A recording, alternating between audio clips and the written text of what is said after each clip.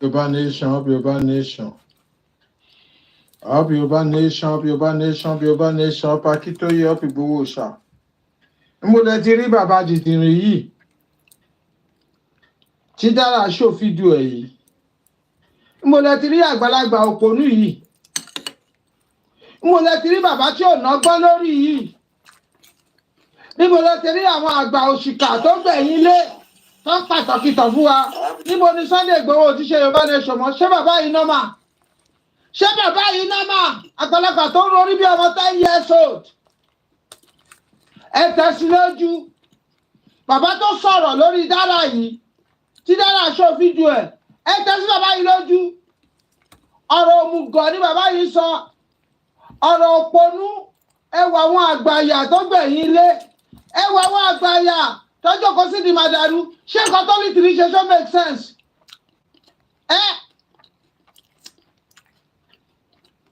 Báwo lè fẹ́ kádélé wá láti wá gba ìjọba lọ́wọ́ democratic government? Ṣé bàbá yìí sórí bàbá yìí pé? Ṣé irú àwọn bàbá ilé ẹ̀ka máa gbàrò ẹ̀? Ẹ má fún wa lọ́rọ̀ dìdìrín mọ́. Ẹ má fún wa lọ́rọ̀ dìdìrín mọ́. Ẹ má repeat irú àwọn tí ò ná gbọ́ báyìí lágbàlagbà. Up Yoruba nation, up Yoruba nation, Yoruba nation we stand. Yoruba nation Akitoye àti Igboho we stand. Any other thing, counterfeit, counterfeit. Okay, and welcome once again to the Friday broadcast as we go into the conversation. Share the program and let me know in the comment section if 3 square meal is still some kind of option in Nigeria today. Ṣé ẹ̀ráyè jẹ oúnjẹ mẹ́ta lójúmọ́ àbó ti di méjì àbó ti di ẹyọkan? Mo ń bọ̀ mo ti dé. I am a member of Yoruba Nation. I am not party to that rubbish they are doing. Immediately it happened, I called Sunday Igboho. He said, Baba mi ò mọ́wọ́ mi ò mẹ́sẹ̀ nú ẹ o.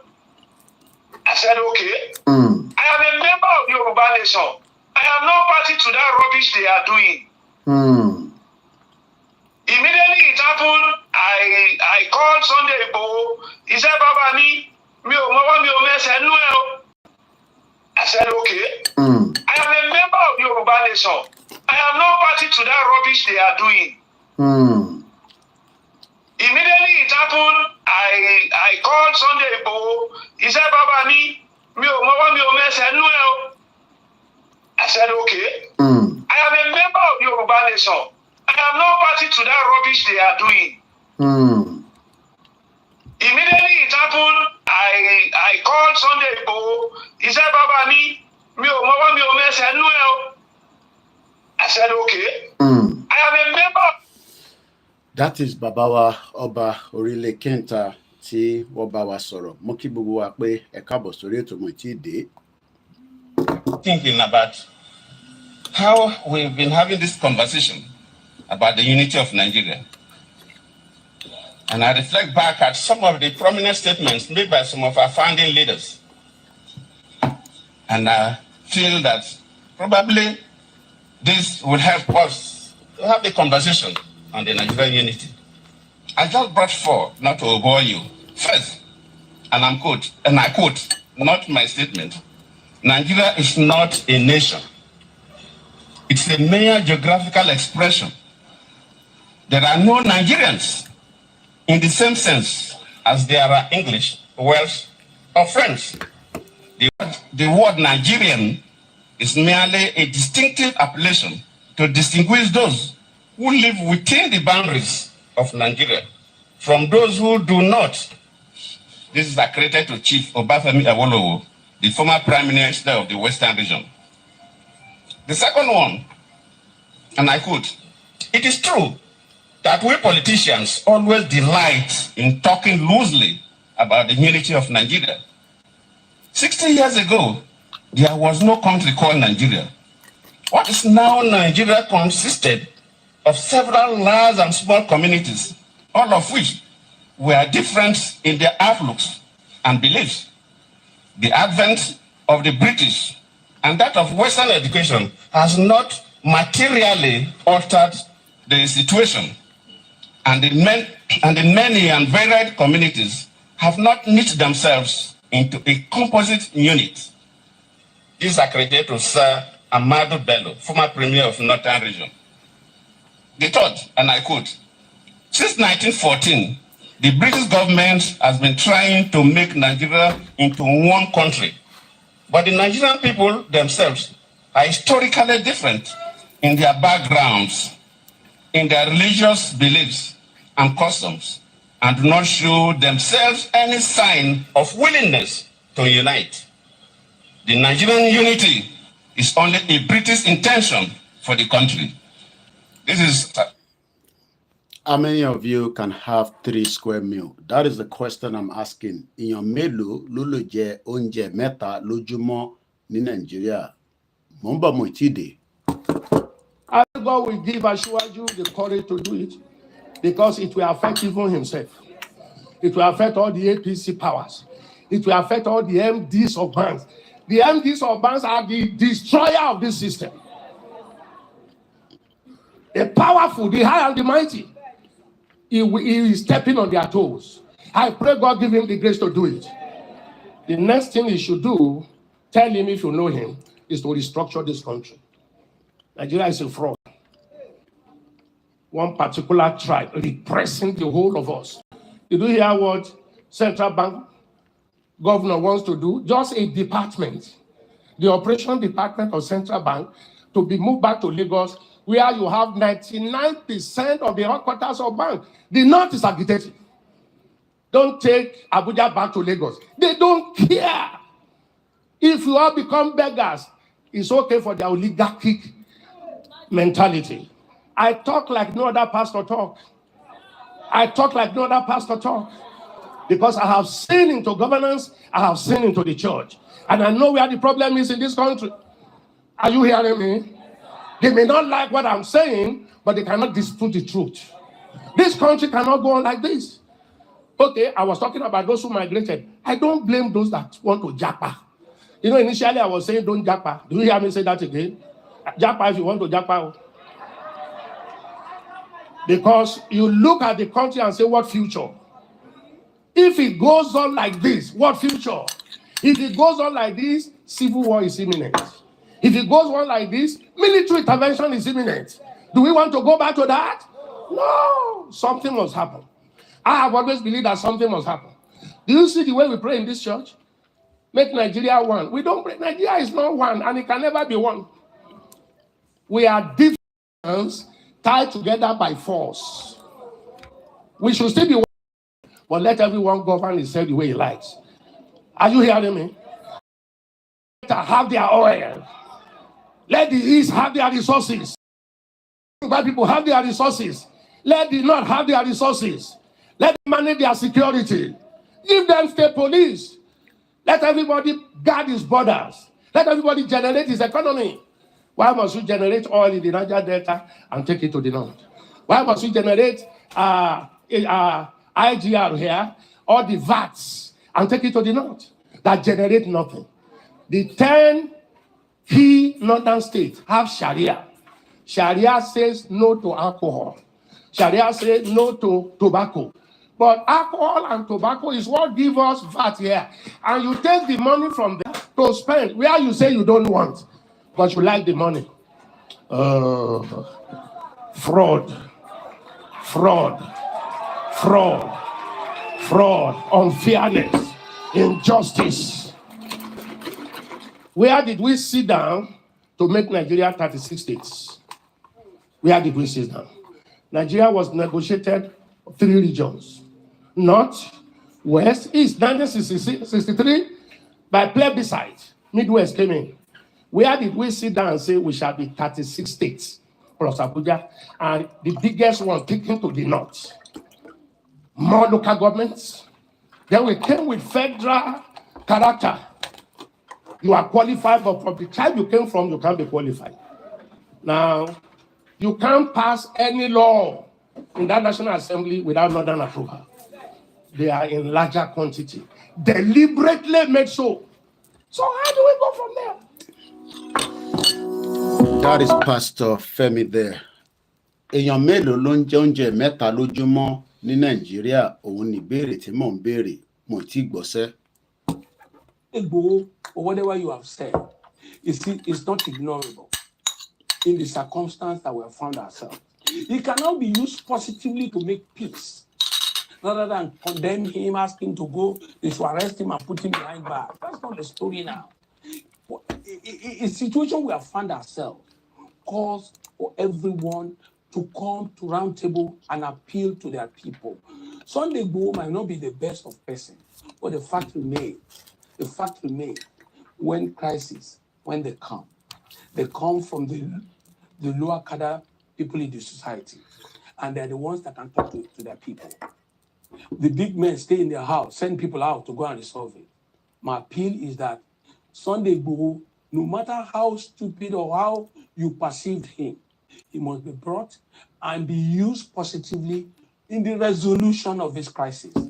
So that's my view. So that's the former governor of Ekiti State, Ayodele Fayose. Mo ní èèyàn mélòó ló ń jẹ oúnjẹ mẹ́ta lójúmọ́ ní Nàìjíríà tètè ní tí dá mi lóhùn, ẹ bá fi sínú comment section. Mo ń bọ̀ mo tí dé. Wọ́n ní mi sí ìjọba, mo ń lọ ń dá sí nǹkan tí ó kàn mí, ṣùgbọ́n tó kàn mí mo dá sí torí pé ọmọ Yorùbá ni mí. Bí ìjọba bá wà tí ò sí ẹ̀tọ́ tó yẹ kó ṣe fún aráàlú tí wọ́n dìbò fún tó jẹ́ ìjọba lé lórí, tí ìjọba bá wà tí ààbò bá sí fún aráàlú tó olóòṣè ìjọba lé lórí, aráàlú dìde fúnra ẹ̀.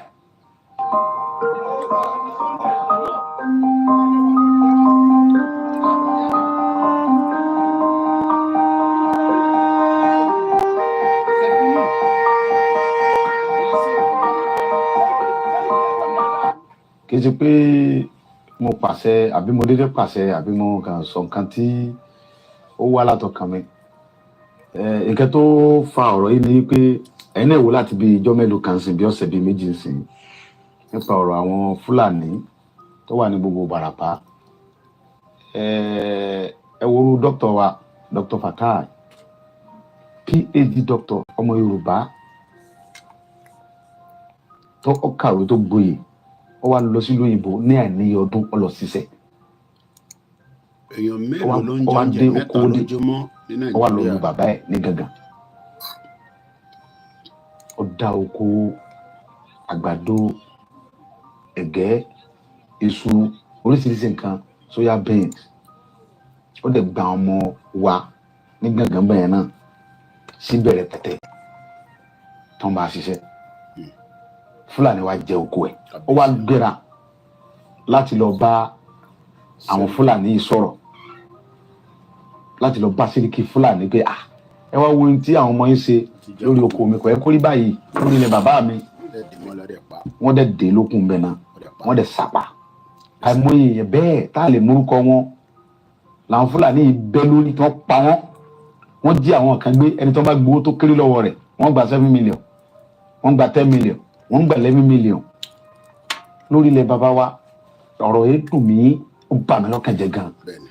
Pé tá a bá torí pé tó Ọlọ́run gbà fá wa, àwa ará àwọn ọmọ tí ń tẹ̀lé wa tó ń ṣààbò fún wa, àwọn tí ọ̀lẹ́ni tí ó tẹ̀lé wọn kọ́, ìdí nìyí tó mú mi lọ síbẹ̀ yẹn. Ìgbà tí mo dẹ̀ débẹ̀, ohun tí mo lọ fún ni pé láti lọ bá pé sógun tí ń ṣẹlẹ̀ yìí lórí ilẹ̀ wa sọ́dá, ẹ ti ń gbé pẹ̀lú wa, adẹ̀fàyè gbà yín, àbáyín jà, àṣẹ nǹkan jàmbá fún yín. Ọ̀rọ̀ yìí ni mò ń bá Sẹ́ríkì sọ̀rọ̀ làwọn ọmọ rẹ̀ yọ̀bọ̀n sí mi. Mo gba ìbọn yẹn lọ́wọ́ ìkan yọ àké àgbà, ìkejì tún yọ ìbọn mi. Ìyẹn ti ẹ̀yìn ẹni bá wọnú fídíò yẹn tó rà fídíò wọn, ó yìnbọn yẹn sí mi kí tó lọ́bọ̀ yẹn mọ́ lọ́wọ́. Mo bá jà wá. Ẹ bá gbọ́ fídíò pé ìbọn bẹ̀rẹ̀ sí dáhùn bẹ́ẹ̀, wọ́n yìnbọn sí mi ń bẹ̀ kí n tó bájà wá ẹ̀yìn pípò yìí, tí n bá bájà wá ẹ̀ ní dúró. Tẹ́ ẹ bá ti wá lè wá àtúnṣe sí ọ̀rọ̀ jíjígbé àti pípa àwọn ẹ̀gbọ́n wa, àwọn àti wa, àbọ̀dá wa, àwọn ìyá mi àtàwọn bàbá mi tẹ́ ẹ̀ ó fẹ́ tàkẹ́ forílẹ̀ bàbá wa lẹ̀. Ọ̀rọ̀ bá ń fà yìí sọ̀rọ̀ ẹ̀sìn kí sọ̀rọ̀ ya. Àwọn kan jẹ́ wọ́n fẹ́ pa àwọn mùsùlùmí, kílọ̀kàn mi kan mùsùlùmí, kílọ̀kàn mi kan kírísítẹ̀, kílọ̀kàn mi kan. Gbogbo tá à ń fà yìí èmi ò ní ìdí kẹ́kẹ́, àlàáfíà Yorùbá ni mò ń wá, mi fẹ́ nǹkan kan bẹ́ẹ̀. Wọ́n ń dúnkokò. Àwọn tó ń dúnkokò dẹ̀ mọ̀. Àwọn tó ń dúnkokò dẹ̀ mọ̀. Wọ́n ń dúnkokò ntọ́lọ́hún. Táwọn tí ń dúnkokò náà mọ̀ pé àwọn ń dúnkokò. Mo bá wọn lẹ́nu bẹ́ẹ̀ ni. Ohun tí ìdí kí ẹrù bà mí ni pé ó ń bẹ nínú Bíbélì pé tí yẹn bá ń jà fún ẹ̀tọ́ ẹ̀ lórí nǹkan bàbá rẹ̀ tó bá kú síbẹ̀ sí kankan àtẹni kú síbẹ̀ torí pé mo mọ̀ pé àní kú síbẹ̀ gbogbo nǹkan tó ń ṣe yẹn fúngbà díẹ̀ ni. èèyàn mélòó ló ń jẹ oúnjẹ mẹ́ta lójúmọ́ àwọn èèyàn dá mi lóhùn. láti bí ìjẹ ẹni tọrọ ìdẹsẹ lẹ́sìn ni wọ́n ti ń pè mí wọ́n máa arrest mi wọ́n ti ń sẹ́ni mẹ́sẹ̀jì oríṣiríṣi tó fẹ́ gbé mi lé. mo bá wọn bẹ́ẹ̀ mo bá yín lẹ́nu chief ní 2021 lẹ́ ń sọ yìí. gbogbo àwọn ọba tó wà ń bẹ pátápátá inú wọn dùn wọ́n sì fọwọ́ sí pé ìyá tí ń jẹ àwọn etí tó àwọn fúlàní lórí ilẹ̀ bàbá wọn mọ́ pípa ti tó àwọn tí wọ́n ń pa iná làwọn jọba lórí. kí ló dé tí fídíò sì wà àwọn ọba gan ni wọ́n pè mí pé ìyà tí ń jẹ àwọn yìí ti tó àwọn tí wọ́n ń pa àwọn ọmọ àwọn tó ń pa yìí lọ́jọ́ ọ̀la àwọn náà làwọn sì jọba lé lórí ó ti tó bẹ́ẹ̀ kò sí àgbààgbà Yorùbá tínú rẹ̀ òdò sí pé kò sínú àgbà ẹ̀rù ń pa àwọn náà ni ẹ̀rù ń pa àwọn bàbá wa ní inú tí wọ́n ní òdò bí wọ́n ṣe ń pa wá bí Fúlàní ṣe ń jí wa gbé tó ń gbowó lálá lọ́wọ́ wa ní wọn ṣùgbọ́n ẹ̀rù ń gbà wọ́n kọ́ bà wọ́n yọ wọ́n nípò bí tí wọ́n wà sẹ́wọ̀n wípé ńgbà tí wọ́n ń jí àwọn aráàlú gbogbo tó ń pa wọ́n ọ lọ jí ọmọ bàbá kan sọ̀rọ̀ ń bọ̀ ya wọ́n lọ jí ọmọ bá gẹ́gẹ́ ọmọ ọba tí ń bẹ lórí ẹgbẹ́ ìgbà lọ́wọ́ wọ́n jí ọmọ bàbá gẹ́gẹ́ gbé fúnra ẹ̀ fún kó díẹ̀ bí wọ́n sì gba 4 million lọ́wọ́ bàbá kan tó gbọ́ ọmọ bàbá fún bàbá àwọn Fúlàní torí pé ń bọ̀ ọba ya ayé ti gba àwọn Fúlàní ìdóbi pé wọ́n wá gbé ọba fúnra ẹ̀ máa fi wọ́n ní kọ́lọ́ kí wọ́n lọ́dọ̀ dáwọ́jọ. lẹ́yìn tẹ́ ṣe fídíò yìí wọ́n ti bọ́ ọba lẹ́kìtì. a sì dákẹ́ a sì sọ̀rọ̀ àwọn bàbá wa dẹ̀ dákẹ́. wọ́n dákẹ́ àwa dákẹ́ mọ́ báyìí mo ní èèyàn mélòó ló ń jẹ oúnjẹ mẹ́ta lójúmọ́ ní Nigeria of today ẹ bá ń fi sínú comment section gbóhùn sókè. àtúnọmọ pure water báyìí pé kó lọ ra pure water wa pure water ń sìn ó ti di méjì báàgì méjì 500 kí ló tún ṣẹlẹ̀. kí ló dé gan. èwo ló tún ṣẹlẹ̀ báyìí kí ló tún kọ́ pure water omi tá fi ń dáná kí ló dé pé gbogbo nǹkan báyìí ìnira ti pọ̀ jù ìnira pọ̀ jù Lagos State yìí kí ló ṣẹlẹ̀ nígbà tẹ́ ẹ̀ ta pure water láti inú mọ́tò méjì 500 méjì báàgì méjì 500 láti inú mọ́tò àwọn tó máa tún ta kọ́lé ló máa tà. ìyàn kan wọ kíní kan pẹ̀lú. kí ló pé ìnira á pọ̀ jù ní Nàìjíríà ìnira ti pọ̀ jù àtìgbà tí Buhari ti bọ́ báyìí ni Buhari ti gbé lọ́ọ̀fù ló ti gbé ìfẹ́ lọ kò sífẹ̀ẹ́ mọ́ ìnira ayé ti pọ̀ ju epo wọn àsọ̀rọ̀ gàrí wọn àsọ̀rọ̀ gbogbo nǹkan wọn àsọ̀rọ̀ ṣé bí ọ̀tà omi dààmú lẹ́tún jẹ́ kó wọ́n omi jọ́sọ omi tọ́lọ́run dá ṣe pé bóyá pé kínní òun lẹ́tún jẹ́ kó wọ́n níbo la ń lọ lórílẹ̀‐èdè Nàìjíríà níbo la ń lọ tó bá yẹ gbógun la máa jà tí gbogbo èyí máa fi sọ́ọ̀f tó bá yẹ gbógun la máa jà tí gbogbo ìyà tí àwọn mẹ̀kúnnù jẹ yìí láti ní jẹmọ ẹ jẹ́ ká kúkú jagun ẹ tó bá máa kú kó kú ẹ tó bá máa yè kó yè ìnira àtẹni wọn láàrin ó ti pọ̀ jù ẹ̀yin nìkan lè gbádùn kí ló ṣẹlẹ̀ kọ ṣe é lè gbé ìwọlé síbẹ̀ ni. Why will something be like this? Something be like this. Ẹja tí màdù ń jẹ mẹ̀nẹ̀já ìgò sweet. Kò ní sweet máa ẹ̀kọ́ parọ́ fún ẹ̀rọ lọ́npa. Ẹgbọ́n sókè, comrade. Very clear. We made a declaration saying that it's too late for restructuring in Nigeria. You will remember in 1962 there was a massive problem in Nigeria when Awolowo was arrested. Our people talked to us. There was crisis for over 4 years that led to the coup. There was a Yoruba meeting of elders called the Yoruba Leaders of Thought. We relented. The thing continued. Yoruba has continued to lose ground since that time. In 1993, there was the annulment of the June 12 election. Shiju Ade, the former Ooni, spoke. Mo fojú pa yín rẹ́ bàbá lẹ́kìtì ẹ̀yin ni máa kọ́kọ́ kí lórí ètò mo kí bàbá dáadáa ẹ káàbọ̀ sórí ètò ẹ kú iṣẹ́ takuntakun ẹ̀jẹ̀ ara yín ò ní gbẹ gbogbo ẹni tó bá níran Yorùbá ò ní débẹ̀ tí wọ́n ń febi pa wá èmi ti jẹ cornflakes àgbàdo òun ló fi ń ṣe àti milk tí màálù tó ń jẹ́ pé ó ń dissolve dáadáa tó dẹ̀ jẹ́ pé gbogbo tí mo jẹ yìí tá bá calculate kò tí ì pé £1, that's about 1,400 naira lówó láàárọ̀ yìí mo wá ń béèrè pé bàbá rẹ̀ tó ń jẹ cornflakes náà tàbá rẹ̀ tó ń jẹ mílìkì ara máa dán ìta ń béèrè fún nìyẹn pé ìjà ṣe rẹ̀ tó ń jẹ oúnjẹ mẹ́ta lójúmọ́ ní Nàìjíríà mo kí lẹ́ẹ̀kan sí bàbá lẹ́kìtì káàbọ̀ sórí. Said Yoruba should go ahead and conduct an election. We did. It led to nothing. The same thing happened 1988, just before the handover to the democratic elected government. Okay. Yoruba did not want to go for anything like Nigeria again. Okay. But then it failed. Look at where we are. Yoruba has been losing ground since 1914. Wow. And we are just tired. We are done for restructuring. It's too late for restructuring in Nigeria. It's too late for sovereign national conference. It's too late for resource control. What we want now is Oduduwa Republic. And we are very categorical about that. We have made that very clear. We have made declarations, and we are very serious about our demands. Every region is just going to its own terms. Yoruba wants to be on its own because the problem that Yoruba has is Nigeria. Nigeria is the problem, is the impediment to Yoruba development. Is the impediment to Yoruba development. Without Nigeria, we won't be where we are. 1962, we were far ahead of South Korea and North Korea. We were far ahead of China even. We had television before France. We had radio before South Africa. Now look at where we are today. I think it's a shame that even any Yoruba man can be talking about restructuring at this point in time. Ìtàwọn Tinubu máa sọ fún Afẹ́nifẹ́re nígbà tó lọ sí Yorùbá ni a máa fi sọ̀rọ̀ tó pọ̀ jù. If you are not a Yoruba speaking, you will not get the message today. I am speaking this direct message to our Yoruba people. So if you are one of those that doesn't understand Yoruba, we will try, but èdè Yorùbá ló pọ̀ jù tá fẹ́ fi sọ̀rọ̀. Ntí Tinubu máa sọ fún àwọn Afẹ́nifẹ́re lánàá ni pé òun ní lè pín Nàìjíríà o. Gbogbo ẹni tó bá ń fọkàn sí pé Tinubu máa pín Nàìjíríà, ó náà wọn ní lè pín Nàìjíríà. Mo ń bọ̀. What are we restructuring? This country that is already shot to pieces? I don't think that's what we want. But they are always talking about giving Nigeria a chance. The patience of Yoruba with Nigeria has come to an end. Ó náà ti dòpin, mo níyàn mélòó ló ń jẹ oúnjẹ mẹ́ta lójúmọ́ ìyẹn nílùú Nàìjíríà. Ẹ jẹ́ play ẹyọ kan sí ká tó wá play anthem wa. Ẹ jẹ́ gbọ́ eléyìí náà, mo ń bọ̀.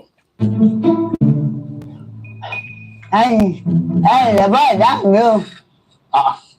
Lè sá o. Lè wẹ ká sọ. Mo mọ̀ pé ẹ̀ mọ̀ mí. Rárá sá. Èmi náà sì mọ̀ yín. Èmi táwọn ìwọ̀n èsì pásítọ̀ o. Wọ́n èsì sáàfà. Ọmọ lẹ́bùn ràn. Ẹ máa ríran. Màmá ẹ ríran. Mo ṣe bọ̀ látọ̀ kan tí mo wò yín. Ìyàmú mi rí i pé pé kí ni? Tó ní òun ríran yẹn, tíyàn máa ń ní nínú ilé ni, ò ní láti ṣe lọ sí títì. Kò ṣe máa lọ wá yẹn. Wà á kọ́ lọ sínú kitchen ẹ. Tó bá wá dénú kitchen, tó bá dénú kitchen. Mo ní èèyàn mélòó lè bí ń pa lénìí àti pé kí ló ń fa ibi gan. Ìtarakùnrin fẹ́ sọ̀rọ̀ lé lórí. In tó wà nulẹ̀ ni ò ní láti ṣe máa jáde máa ṣe lọ rà á, ó gbọ́dọ̀ ní stock. Èmi náà fi ṣe máa ń fi mu gàrí nìyẹn. Kí wá sọ pé mo ríran. Mo ti ríran o. Ẹ̀yin ọmọ Yorùbá mo ti ríran o. Ìran kí ló rí Kóìkì? Mo ríran náà ni. Bọ̀ ebi ló ń pààyàn. Ọgbọ́n àrékèrèkè àti ríran àríran ìyẹn kọ́ là ń sọ àwọn èèyàn ń ríran. Akí bàbá wa Prophet Nasiru Lai, akí gbogbo àwọn bàbá ńláńlá, akí àwọn wòlíì, akí àwọn oníṣẹ̀ṣe tó ń tẹfá tó ń ríran. Àmọ́ gbogbo ọmọ Yorùbá tó náà ń ríran lénìí, ebi ló ń pa o. Ebi ló ń pa. Nàìjíríà ni wọ́n ti bá ń pélé wá. Tí mo bá ní owó kò ṣeé ṣe pé kọ́ bá mi rà á nílé. Kódà packaging ẹ̀ gan very poor. Ó kọ̀ yẹ pé ó gbẹ sínú ni. No packaging, no nothing. Báwo la ṣe fẹ́ ta ilé sí ìlú òyìnbó? Báwo la ṣe fẹ́ gbé? Ìyẹn ni mo ṣe wá rí pé tó bá jẹ́ pé mo bá rí èlé tó pọ̀ tó bá dé tí mo dẹ̀ mọ̀ pé ó wà traceable torí ẹni bá jẹ́pà tó bá ní inú òun ní London tí mo dẹ̀ pé Kóìkì ló bẹ̀rẹ̀ sí ń tẹ́pà. Nígbà lọ́ máa ní bàbá ẹlẹ́pà, bàbá ẹlẹ́pà, bàbá ẹlẹ́pà, bàbá ẹlẹ́pà. Níbo ló ti kó ẹ̀pà wá? Ó ti dá wàhálà lẹ̀ sí North Middlesex, ní sí Queen Hospital, King Hospital. Màá ní Nàìjíríà ni wọ́n ní ó bá má kó wá láti Nàìjíríà kí ló dé? Ìbáwọn North ló lẹ́pà bọ̀ kò wà traceable. A lè trace ẹ̀pà tí mò ń jẹ ìnísìn kò ṣe trace. A kàn ń jẹ́ látara pé kọ́lọ̀ má jẹ́ kí inú ròyìn ni. How do you want to sell this? Bí ṣe lè ta ni pé màá wá repackage ẹ̀ ní London. Màá wá sọ pé produce in Nigeria but package in UK. Ẹ mọ̀ bí kan tí mo gbé yín lọ. Ẹ ní rántí tí mo sọ fún yín pé àwọn ará Spain pé wọ́n máa ń sẹ́ndì ọjà wá láti Spain wá sí UK. Ẹ̀pà yìí nísìnyí tí bá bẹ̀rẹ̀ sí ra tó pọ̀ tí mo fẹ́ ṣe business ẹ kúkú ti ní àníṣẹ́. Ẹ ní àníṣẹ́ àmọ́ mò ń jẹ oúnjẹ mẹ́ta lójúmọ́ nínú ilé mi yìí. kódà tó bá ń wù mí tí bá fẹ́ mu gàrí pẹ̀lú ẹ̀ gàrí wà nínú ilé gàrí Ìjẹ̀bú.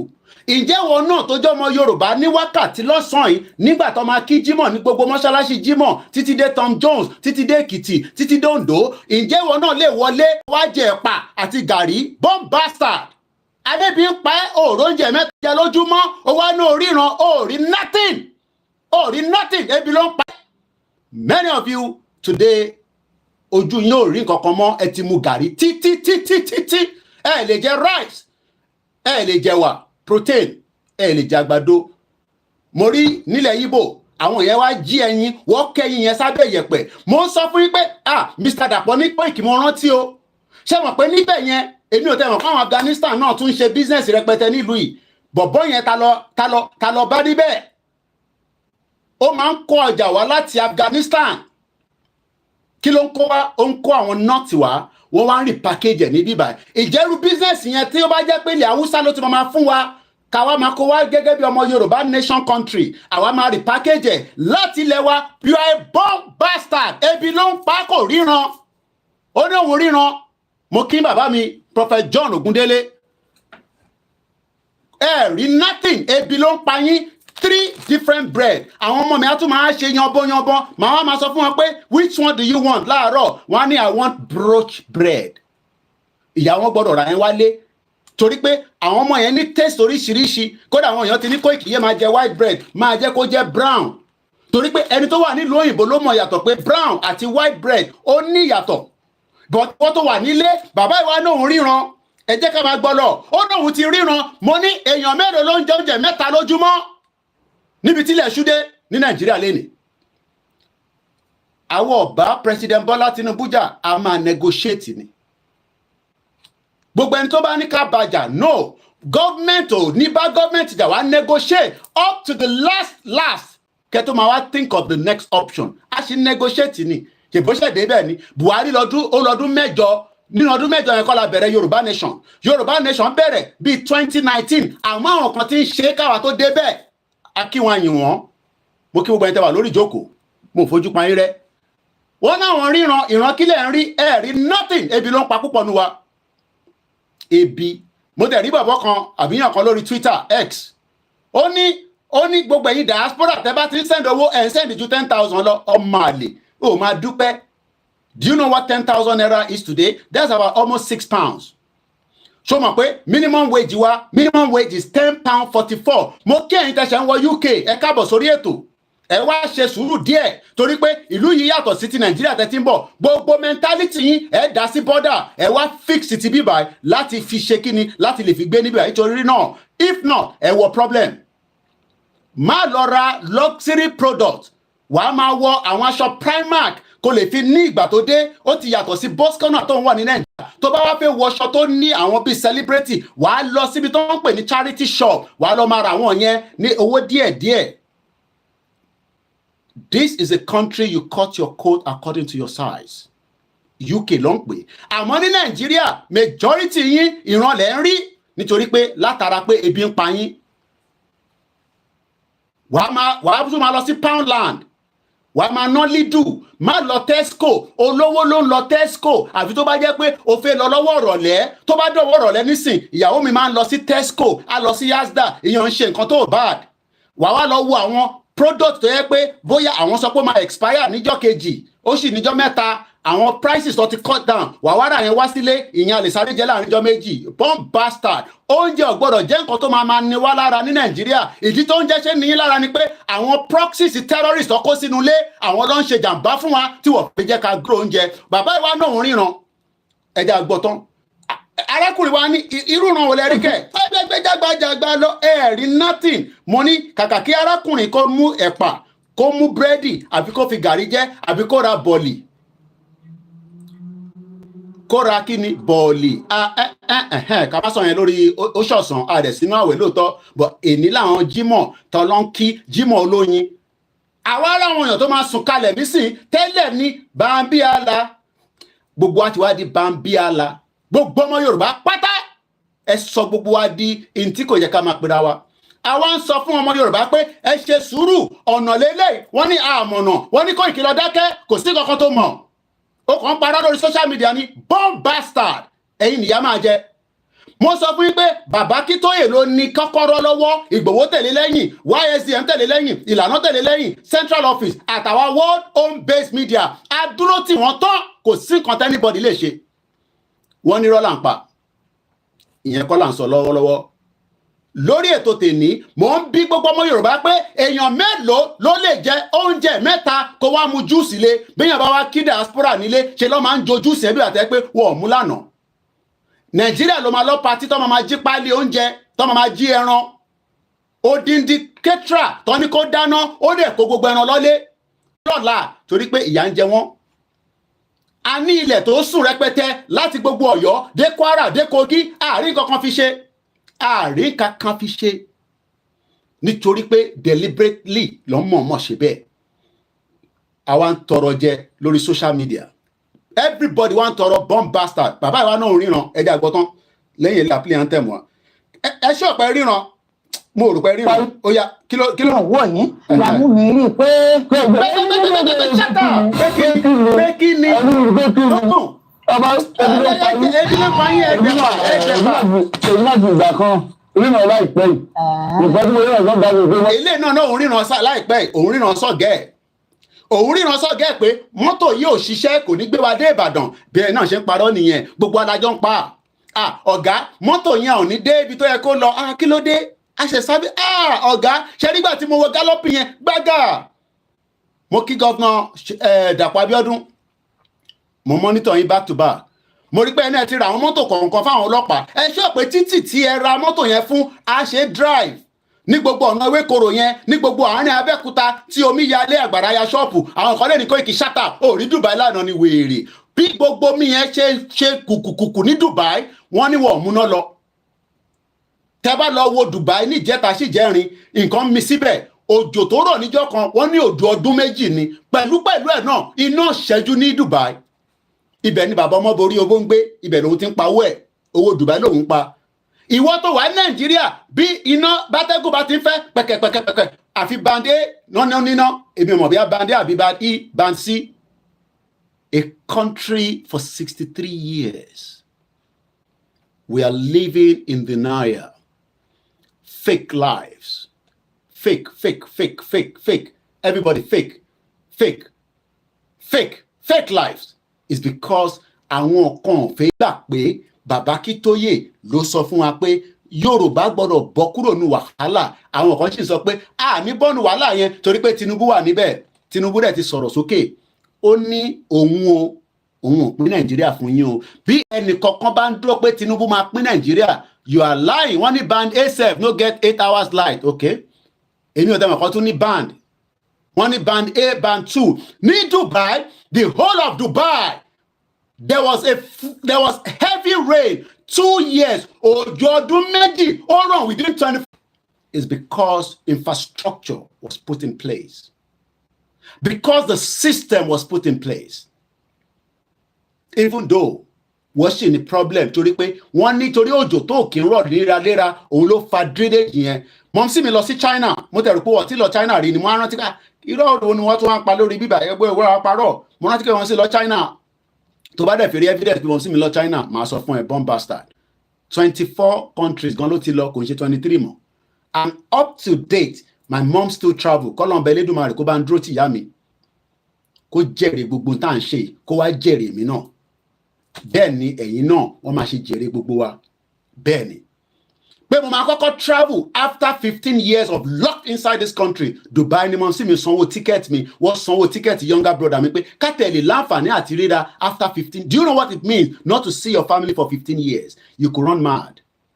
Many of you tẹ́ rò pé akọ̀fẹ́ àfẹ́wálé àwọn ọ̀yẹ́ àwọn àǹtí ẹ̀ wọn ò níwèé ni ó mú wọn kọ́ wálé. Ó mú wọn pé ká gba visa fún yín kẹ́ wá kí wa. Gẹ́ẹ̀ kan sunkún. Ó sunkún lórí Twitter. Ó ní I was travelling to with Nigerian passport. Ó ní layover 22 hours ní Turkey. Wọ́n fìyà jẹ.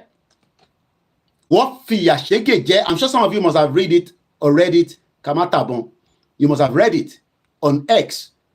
She has been to 70 countries around the world, but she was coming back on one of her trips. This is still trending on the social media. I didn't retweet it because some of them, they are okay because she's been able to travel, but she's not talking about the breakup of Nigeria. But she's complaining that who is in charge, that when you travel with a Nigerian passport, it gives you a problem. Tetele, if you travel through Turkey as a Nigerian with a US visa, which she has, but now it is no longer possible. You know why? It's because of terrorists. Turkey Nikelo applied Lati Abuja Abileko, and she was crying that all other countries were giving respect because if you have a 22 hours layover, travel, to bad travel, one lè pè ní stop over, wà máa gbọ́ stop over, ẹni tó travel tó wá ní stop over, but stop over ẹni nígbà míì ó máa ń gùn jura wọn lọ depending on the airline and the ticket and where you're traveling to. She was caught up in between. But the only concern she was complaining was the Nigerian passport. Why? That one complaining about identity. Those are the kind of people that many of you go and listen to on the Yoruba, on the social media. Àwọn tẹ̀lé wọn máa ń gbọ́rọ̀ wọn nìyẹn. Irú àwa níṣẹ́ ní gbọ́dọ̀ wa torí pé kò tà, torí pé kò ń sọ̀rọ̀ àlùfàǹṣá là ń sọ níbí báyìí. Àwọn ọ̀dẹ̀ ní láti sọ̀rọ̀ àlùfàǹṣá ká tó mú crowd wá sí orí platform wa. Content tá à ń ṣe níbí báyìí ó ju gbogbo content wọn lọ. Content tá à ń ṣe àwa Yorùbá Nation campaigner nítorí pé àwa aláṣẹ ń jẹ́ kẹ́ mọ̀ nísìnyí pé ebi tó ń pa yín ó yàtọ̀ sí pé èèyàn lè wẹ̀.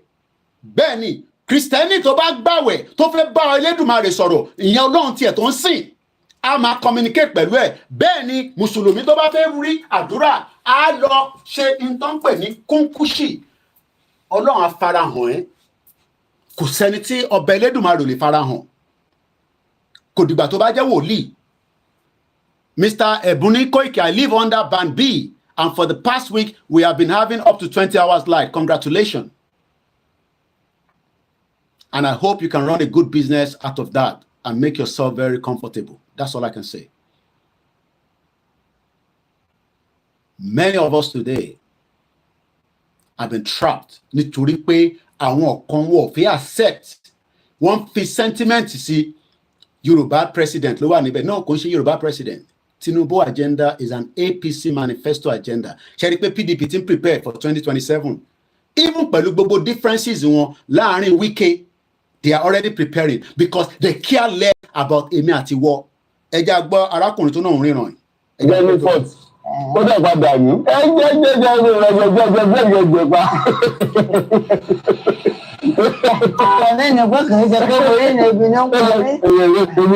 Ẹ ríran ebi ló ń pa yín.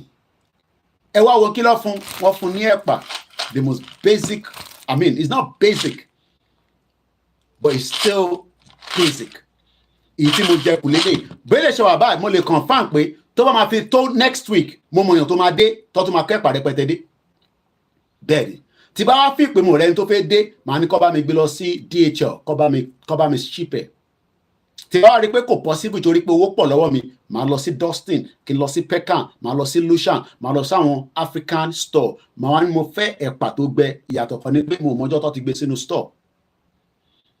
Kí ló dé ta wá ń sọ fún yín pé ká kúrò ní Nàìjíríà tó wá di ìjà tẹ wá sọ pé àmọ́ ṣe gbogbo àti wá ṣé ó ti clear ṣé ó ti wá clear nísìn àbí kò tí clear tó ṣé ó ti clear àbí kò tí clear tó mo ní America veto Palestine lánàá pé wọn ò ní jẹ́ kó di member United Nations. Do you know what that means? America sọ fún Palestine pé àwọn nífẹ̀ẹ́ yín o àmọ́ àwọn ò tún nífẹ̀ẹ́ yín.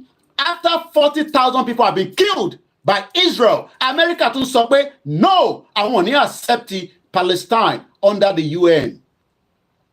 But Slovenia, Spain, wọ́n náà wọ́n support Palestine to have an independent country. And that is why you would have a lot of allies. Wọ́n ní àwọn tó jẹ́ pé tẹ́ bá ṣe gbìgì, wàá dìde pé yes, àwọn làwọn wà lẹ́yìn yín. Wọ́n rí i pé kò síyàn kankan lẹ́yìn wọn. Irọ́ ni gbogbo tó gbé kalẹ̀. It was all lies. We told you.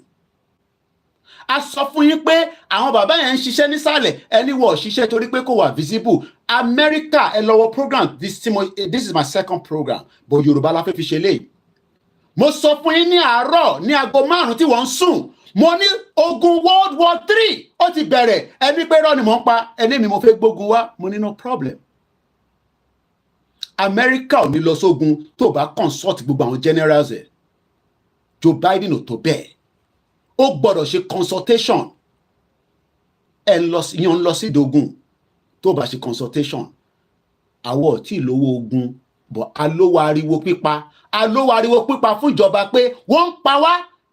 Àárọ̀ mo tún ti rí lórí WhatsApp group. Wọ́n tún pa wá o, wọ́n pa wá o, ẹ fún wa lówó gúgúrú, ẹ fún wa lówó ẹ̀pà. Àwọn olóò máa fún ní gbogbo owó yẹn. Àwọn wo lẹ expect tó máa kó gbogbo owó yẹn sílẹ̀ when you have a government in place? Why do we have a government? Nigeria ò tí pín náà. As in the country, tó ń pè Nigeria, it is the responsibility of the government to protect and defend the territorial ground of the citizen inside Nigeria. Yoruba nation ò tí ní country, but because púpọ̀ nù yín, not àwa tí a tẹ̀lé Olóyè Ìgbòho àti Bàbá Akíntóyè, àwọn tí wọ́n tẹ̀lé wọn tí wọ́n sì ń believe in one Nigeria, because mo calculate àwọn tó kù àtàwọn tó believe in one Nigeria, mo kó wọn sí one bracket. 3 square mil ẹ lè jẹ́, security kò sí ààbò fún ọmọ kankan nílé ibi tí ń bá ń sọ̀rọ̀ báyìí. Child abuse wá sùn lọ rẹpẹtẹ. Àwa ní ọ̀nà àbáyọ ni pé kí gbogbo wa ká wà lójú kan. Ẹni bàbá yẹn ó ń parọ́ ni. Where is the United Nations? Where is the country? Where are those countries that we were told? Níbo làwọn country náà wà? Mo kí brother mi Adékúnlé. Kò ń ṣe Adékúnlé tó sá kúrò láàrin wa. Mo ní sọ́sọ́ name yẹn mọ́. Kódà, I am not going to say anything on them. No. I am a very highly intelligent guy. I have lived there for 24 years. At least within that 24 years, I have seen this government taking us to war. The one that we agreed and the one we did not agree. Mo ń wo report láàárọ̀ right as I was coming into the program right now. As I was preparing to come into the program, I have Microsoft where it gives up to date of some of the things happening, and then I can decide which one to watch and which one not to.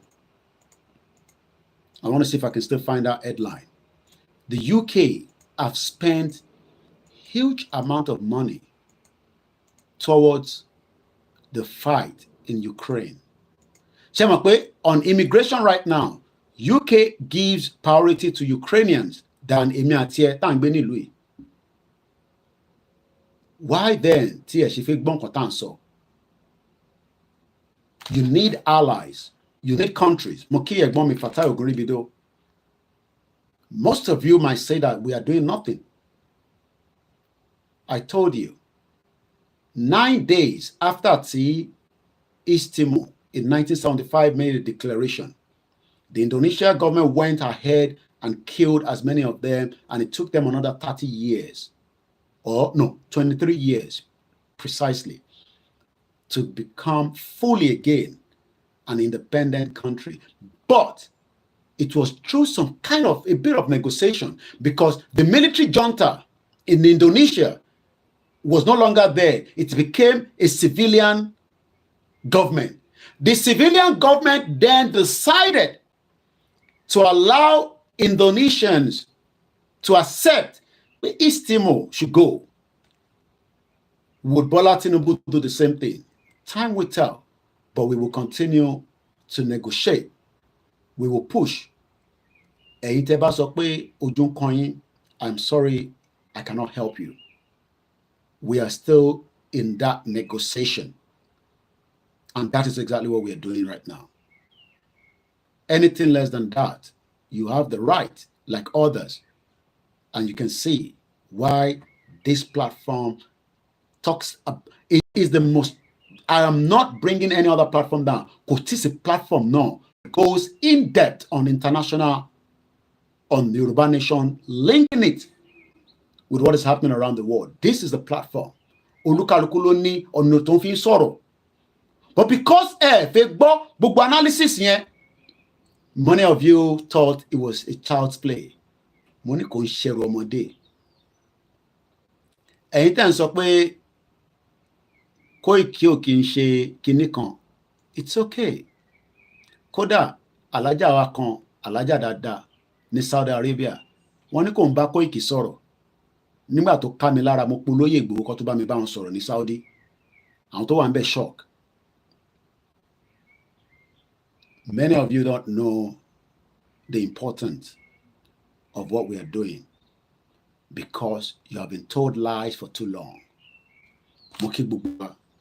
We've done some kind of almost 45 minutes. Give and take, I have probably about another 1 hour. I don't have to sit 3 hours.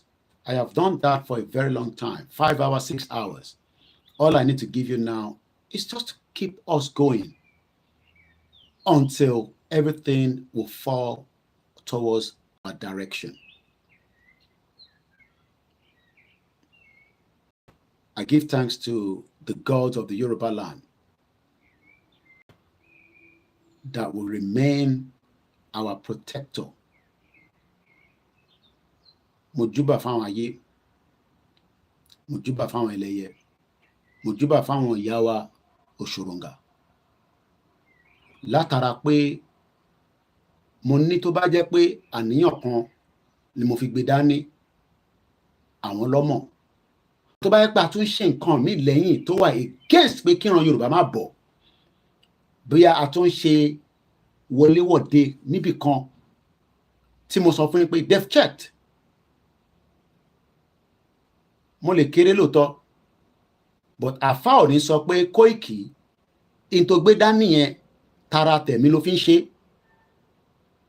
Ojú ọ̀run ni bàbá mi Prophet John Ogundele ti jí mi just about an hour ago before I came down. Ifá ò ní parọ́.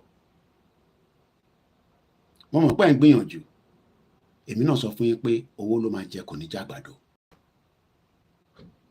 Kí ni mo sọ fún yín? Owó ló máa jẹ kò ní jàgbàdo. We will fight the spiritual so that we can stand fit. We will plead with the God of the Yoruba land. Kó má ṣẹ́ ojú kúrò lára wa. Some of you don't understand. Ń wo àwọn tí ẹ̀rí àwòrán wọn. Wọ́n náà ń bá yín sọ̀rọ̀ ẹ̀yin ò rí visual wọn. Do you know the importance of me sitting here and giving you that visual? Mo kí Àṣà àti Ṣe TV. Ìyá dáadáa. Ṣé rò kó easy pé ká kàn jókòó ká máa ṣe ẹ mọ oríṣiríṣi ojú tó ń wò wá ní gbogbo àgbáyé pé ẹ̀yin lẹ fẹ́ gba ìran Yorùbá kúrò yàtọ̀ sáwọn tí ẹ rí wọn tó wà in the shadow of darkness. Do you understand what that means? Àwa yẹn lẹ wá ń castigate. Bíbá polóyè nísìn privilege ni but kò necessary. A bá wa sọ̀rọ̀ tí bá pè ní sá a bá mi sọ̀rọ̀ tí bá pè lórí fídíò kan a bá mi sọ̀rọ̀ kò ní dispute. Àwa yẹn lẹ wá sọ di má sọ fún yín pé owó ló má sọ fún yín pé ọmọ Yorùbá tàtà ní mọ́mọ́ Ìjẹ̀bú-Òde má ná tán délẹ̀. I will continue my consultation with everything that I have. But ẹ gbìyànjú ni ẹ try. Àfi tí àwọn ayé bá rí pé in tí mò ń ṣe ó yàtọ̀ sí tẹ́ ń gbọ́ lójoojúmọ́ tí bá jáde. It has cost us a lot. But I am not worried because èmi náà ti wà lára ìtàn ilẹ̀ Yorùbá. That alone for me is good. Mo ní ìtókù ẹ kà nínú ìwé mi. We are not there yet. I have not taken a pen to write anything down. But lọ́jọ́ wájú tó ní pẹ́ mọ́ tí ìran Yorùbá máa bọ́ a máa bọ́ kò sí mo ní kò sí bá ńlá ẹni tó lè stop ẹ̀. Israel ò gbọ́ sí Amẹ́ríkà lẹ́nu wọ́n attack bẹ́ẹ̀ làwa náà ṣe ní gbọ́ nígbà tásìkò bá tó. For now ọmọlúàbí ethos ó sì wà lára wa. But everybody knows the end result of how it will happen. Àwa ń gbé ojú jáde. Hẹ̀rọ pé easy kí Àṣà àti Ṣe jáde kó máa sọ̀rọ̀. Ìtorí ẹ̀rín bàbá Ẹlẹ́kìtì tó jókòó sáàrin mọ́tò tó ń sọ̀rọ̀. Do you know ṣe ǹjẹ́ mọ implication pé a kàn jáde lásán against àwọn tí ẹ̀ rí the invisible and the physical. Èwo ló lágbára jù nínú méjèèjì? Ṣé invisible ló lágbára ní àbí physical? Ṣé ẹ mọ̀ pé gbogbo eléyìí tá à ń ṣe ta kọ̀fí wọ̀nyí is just to encourage us pé ìtagbédá ní òtítọ́ ni. kò ń ṣe pé a fi ń nà yín lẹ́gba. Mo sọ fún yín pé confam ọmọ Ìjẹ̀bú tó dúró ni mí. Mo ní bàbá mi ò sùn, mo sọ fún gbogbo àwọn babaláwo pé bàbá yẹn ò gbọdọ̀ sùn. Rems níbi tó bá wà tó òkú ẹ̀ bá wà, wọ́n gbọ́dọ̀ make sure pé títí tí máa fi parí ìrìn àjò yìí kò gbọ́dọ̀ sùn. Títí tá máa fi délẹ̀ lérí, bàbá tó bí mi lọ́mọ tó ti ṣaláìsí, Alhaji Mojeed Koiki, kò gbọ́dọ̀ sùn. He must continue to stay with me because I know what we are fighting for. Because mo mọ̀ pé kò ń ṣe àwọn tó wà nílé là ń bájà. Ẹ̀yin lẹ̀ ní understanding, we are fighting the global world. Tó ń rí vision pé tíran ìbá dìde tán, we will fly like anything that we want. Àwa jókòó síbi pé ẹ̀yin wọ́n sọ fún wa pé Bọ́lá Tinubu, I pray and I hope, even I do not have any iota of trust in him, but I just pray and hope he will do as many of you are expecting. Gbogbo Johnny Bola Tinubu, I have done the calculation. I will still be younger than him by the time he completes his 8 years. And Nigeria will break. Màá sì jẹ́ ọmọ àbọ̀mọ́mọ́ or whatever àbábúrò sí Bola Tinubu. So tó bá wọn Bola Tinubu, the president of the Federal Republic of Nigeria should allow the country to dissolve. If otherwise, ó máa padà dissolve láyé tóun náà wà tí kò ní ti lọ. Because it will have the strength, like the dead or the alive Buhari, to complete his tenure. But if Yoruba buy ti law before then, because I'm not going to sit here and tell you that, Yoruba ma learning next year, Yoruba ma learning 2 years ago. That is subject to if every one of us are truly ready to go. But onje jo meta imi amaje, and I will continue my quest. And like I've said to you, that quest cannot be taken away from us. You have seen the difference between what we have been telling you in the last couple of days. Mo gbọ́ program sister mi Yorùbá Wuyi tán náà kan ṣe rẹ̀wẹ̀sì. Kí lẹ̀ ń ṣe rẹ̀wẹ̀sì fún? We are fighting a battle. Mo battle tá ń jà ni. The battle tó jẹ́ pé tá bá ti lọ, after tí gbogbo battle yẹn bá ti tán, it will be the finest thing you can ever think of. Malta, before I play the anthem, Malta is 530,000 in population. Wọ́n ṣe semiconduct wà lára tó fi ṣe phone, microwave, laptop, computers. Wọ́n refine epo. A country of less than 600,000. Ó wà lábẹ́ European Union. Wọ́n wá ń pàṣẹ lé àwa lórí pé tá bá máa travel wá sí Malta ká lọ gba visa. Ó yẹ ká ra gbogbo Malta pa ni. Ó jẹ́ kí ìran Yorùbá ra gbogbo bẹ̀ pa pátá. Ó jẹ́ ká ra gbogbo ẹ̀ pátá and take it as our own. Nigeria will not work. I'm sorry to kill your spirit for those of you in Nigeria. I understand the feelings. Ada be enemy singing, but we understand. Enemy yẹn torí pé ṣì ń rí àwòrán Tinubu ní Aso Rock. Tí àwòrán Tinubu yẹn bá ti pé kò sí níbẹ̀ mọ́. Ǹjẹ́ ń visualize kí ló máa wà níbẹ̀? Ǹjẹ́ yìí ti ń visualize pé tí Tinubu bá kúrò lórí oyè, ta ló máa wà níbẹ̀ tó lè tún represent wa bí Tinubu? Mo ní enjoy ẹ̀. Tinubu ló wà níbẹ̀. Enjoy. Ẹ̀jẹ̀ ń kó gbogbo ẹ̀pà mi kúrò torí ojú tó ń wo wọn ti wá fẹ́ pọ̀ báyìí. Let me move them away. Mo ní Tinubu is there. Ẹ gé aṣọ, ẹ yé máa dress bí málà l'Abuja. Yorùbá ló ní Abuja lọ́wọ́lọ́wọ́ for the next 3 years. Ẹ múra bí ọmọ Yorùbá, ẹ dé fìlà Yorùbá, ẹ jẹ́ kó mọ̀ pé ní gbogbo secretariat nísìnyí àwa la ní Abuja. Àmọ́ ǹjẹ́ yìí ń visualize what next after President Bola Ahmed Tinubu has completed his tenure? Ǹjẹ́ tí ń visualize ẹ̀ àbí ẹ̀ tẹ̀ rárá?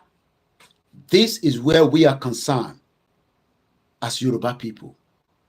Mo ní ìjẹ́ gbọ́rúkọ ẹ̀rí, ǹjẹ́ mẹ́ntọ́ ń pè bẹ́ẹ̀, ẹ̀gá gbẹ́lẹ̀ káwá play anthem.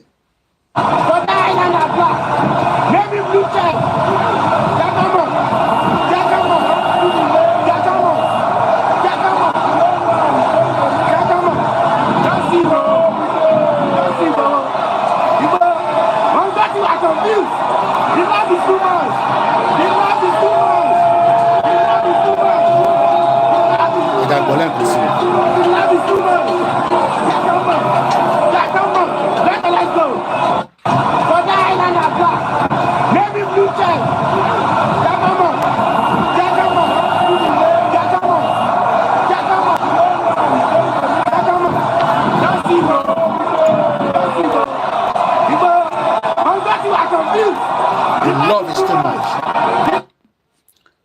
They wanted to be like him.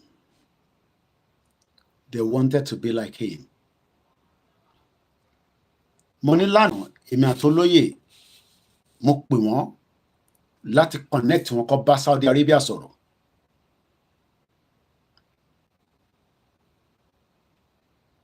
Lè dàbí olóyè. I cannot be like him, but I can always emulate and love him and cherish him. Intolukaluku wa tó gbé dání sọ́wọ́ tọbẹ̀ Elédùmarè fún wa ó yàtọ̀. Ẹ̀yin kan náwó fún ni, àwọn kan máa bu. Kò ń ṣèní rẹ̀ tí ń bu. Ẹ ti ń bu ti pẹ́. Ó ní ọdún mọ́kàn ní mọ́kẹ́ má sọ̀rọ̀ òun. Ọlọ́run ni mo ti rẹ̀ fún yẹn o. Gbogbo nǹkan tó lọ fún bàbá mi láyé kò fún bàbá mi ò tí ì yọ̀ǹda mẹ́sàn-án fún mi ń bẹ̀. Ó kọ̀ mí títí bàbá rẹ̀. Gbogbo àdìbọ́lá mo lọ ní bàbá mi. Ojúmọ̀ ni mọ́kàn mọ́ dàkọ̀ ní nìkan ayédàkẹ́ sọ ń dáadáa tàbí kẹ́ sọ burúkú ẹ̀ sàṣọ kan. Omi lọ́lọ́run fún. Bí n bá sì kú lè gbà sí ibi sí. Ẹ̀yin wá fi gbà ṣe ṣe. Ẹ̀yin fẹ́ gba iṣẹ́ ẹ̀ ṣe. Ẹni wait yẹn. Mo ní gbogbo analysis tá à ń ṣe lórí social media gbogbo apáta kò tó 3%. Olóyè Ìgbòho gbé 7%. And that is why they are looking to bring him down. Wọ́n náà ní òun lòun dá. Alágbára gan ṣàdúrà fún pé kó má ṣubú. Ní Saudi Arabia lánàá, alájà mo kí mo yìn. Wọ́n ní ojoojúmọ́ àwọn làwọn ṣàdúrà fún Olóyè Ìgbòho. And please, ẹ má comment pé ẹ̀sìn tiwa ń ṣe Saudi Arabia. Leave that nonsense, okay? Ẹ̀sìn tó lúkàlùkù gbé dání ẹ jẹ́ kó sìn dáadáa. You are not here to judge. Mo ní àwọn ọmọ babaláwo, àwọn ọmọ àfáà, àwọn ọmọ wòlíì. Bàbá John Ògúndélé ń gbọ́ mi báyìí. Ojú oorun ló ti jí mi. Àwọn ò gbọ́dọ̀ pé kí ni mò ń sùn torí mo mọ̀ pé wọ́n fẹ́ fi àdúrà wọ́n fẹ́ fi tì mí lẹ́yìn. Ṣé mo ní ìdàdúrà? Ṣé tí babaláwo bá pè mí tó ní àwọn dífá báyìí ló yọ lódù fá, a máa pẹran a máa ṣètùtù kí n sọ pé kò kàn mí, kí n sọ pé orí mi fẹ́ gbàbọ̀dè àbí bẹ́ẹ̀ kọ́? Àbí kí àfáà kó ní Kóìkì lọ́la ẹja ṣàdúrà tí wọ́n á ní inú ẹ̀sìn lọ́tọ́ bí mi sí ní ẹ̀sùn òfowó. Ẹ̀yin tẹ̀ ń sọ bẹ́ẹ̀ mo bẹ̀ yín. A temple there. Let's focus on the real ball, which is the freedom. Freedom yẹn gangan ni ká sọ̀rọ̀ lé lórí. Ìdí tá a ṣe fẹ́ lọ àti ìdí tí kọ́kọ́rọ́ wà lọ́wọ́ olóyè kò ń ṣe pé àwa là ń sọ bó ṣe wọn Elédùmarè ni. Ẹ lè dà bẹ́ẹ̀ ẹ dẹ̀ lè ṣe bẹ́ẹ̀. And again, gbogbo ẹ̀yin tẹ̀ ń sọ pé àbá tẹ compromise díẹ̀ ká tẹ̀ sọ pé a mọ̀ wọ́n. Mo bẹ̀ wá. If tó bá jẹ́ pé a ti jọ ń ṣe bọ̀ tẹ́lẹ̀, that will be the end because ó ti di alábòdè fáwa náà. At the beginning, èrò la rí. A ṣe ń rí numbers tó jẹ́ the appropriate numbers. Nínú àwọn 100, 99 of those ọ̀dàlẹ̀ will die before we cross over. And I have no regret if you're one of them. Because we told you, but you refused to listen. Let me say this. In abroad, Timongbe, if I work with the UK government as swearing an allegiance to the king, I must not do anything against the sovereignty and the territorial ground of this country. Ìjọ tí bá ti ṣe, you become taken away. Some of you don't understand what we are into. Kò ń ṣe joke. If you want to joke, you have the right to go and do a content and make me laugh. And I will laugh. I will share it if I can, if I think it's worth sharing. If not, I will love it. Yoruba nation is not a joke. It is a serious situation to free our people.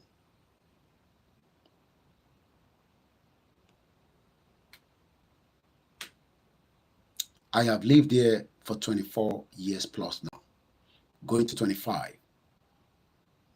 You will respect people that you disagree with.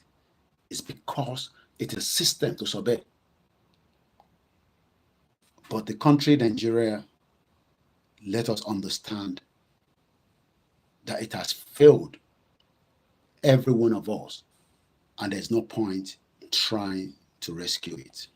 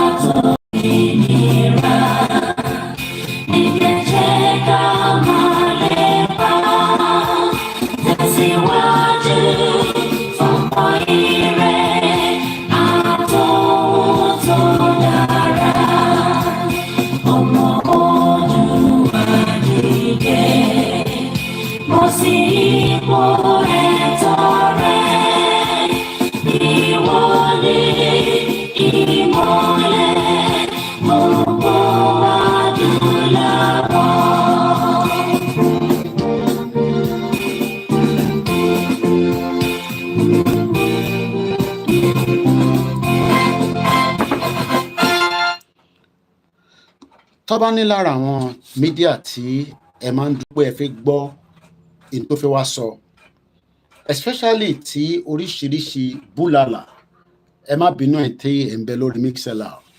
We are doing some kind of few things on that Mixlr, and I'm going to turn it on now. Ẹ má bínú pé ẹ tètè sọ fún mi, but there's some problem with it that we will work on. We are working on it, and it might take a couple of more days, probably within the next week. I need stability. So about managing platforms to cool. We are live on all the platforms. I am fully live on Instagram. So what platform nínú ìtẹ̀bálẹ̀ ti gbọ́ mi ìyẹn àánú Olúwapọ̀. Tó bá dẹ̀ jẹ́ pé fún ìdí kan àbí ìdí kejì ẹ̀ struggle pé torí data yín. I cannot promise you data, but bí a ta bá ṣe program yẹn tán kẹ́ download ẹ̀ kẹ́ gbọ́. You will still enjoy it.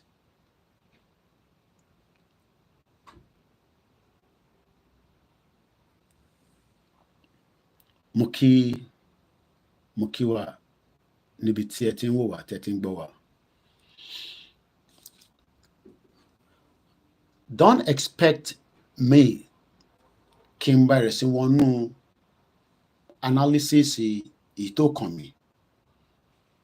I have a lot tá fi sọ̀rọ̀ lórí.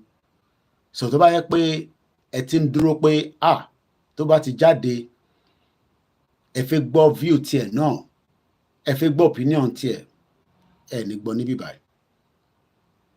I am one of those that don't allow distractions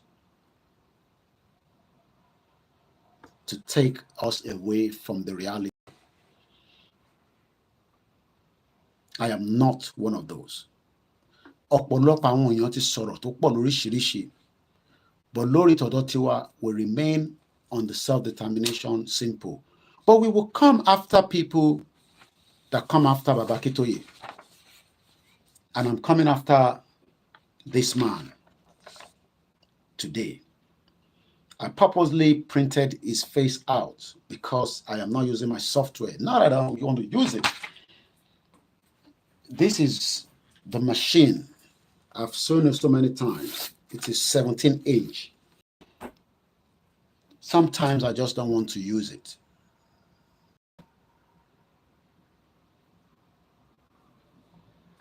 Why are we going to talk about this? It's not because we want to make him popular, but mo kàn fẹ́ kẹ́ mọ̀ pé a ní ọ̀pọ̀lọpọ̀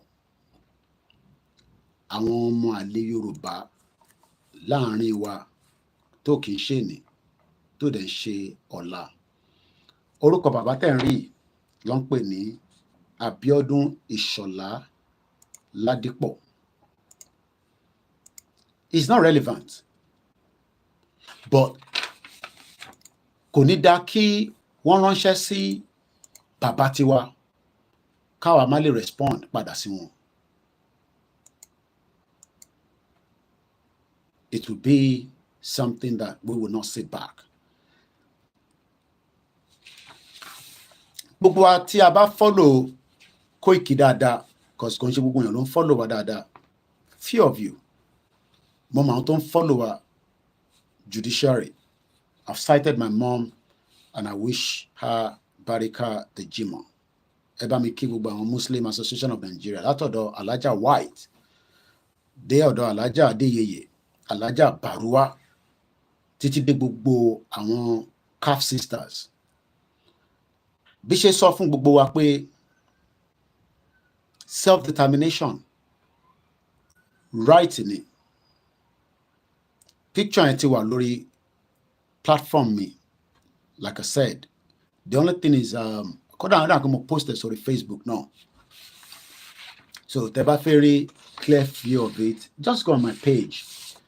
Like I said, if you subscribe to the platform Judiciary, you will get up-to-date news and international news.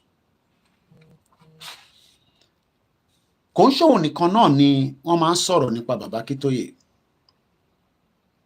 But n tí mo fẹ́ kó yé wa ni pé ọ̀rọ̀ Yorùbá nation, we love to have as many people on our side. And àwọn tó wà against wa, like I always say, it is their right. Tó bá náà wọ́n ṣe pẹ̀lú wa, it's okay. But the only thing that we will not sit back and tolerate is for these individuals. Tẹ́ bá fẹ́ rí picture yẹn, like I said, tẹ́ bá lọ sórí Koikimedia blog there. Tẹ́ bá lọ sórí, there's a place called the community on YouTube. Àwọn tó mọ̀ dáadáa. Tẹ́ bá lọ sórí community mi, you will find as many of our blogs among gbé sórí ẹ̀. Màá ka tóun kọ́kọ́ sọ, but mo dúpẹ́ lọ́wọ́ Dr. Gbenga Adeyeye ní South Africa that called my attention and said, Koiki, I picked on something and I will respond back with my pen. These are the kind of work that people are doing on the ground.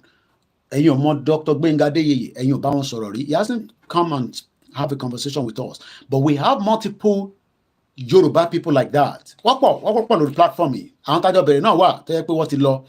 And I hope now they can understand the difference. To buy in one formation, Kaduro, Tentoma Coleta, and Fiarewo Pipasile.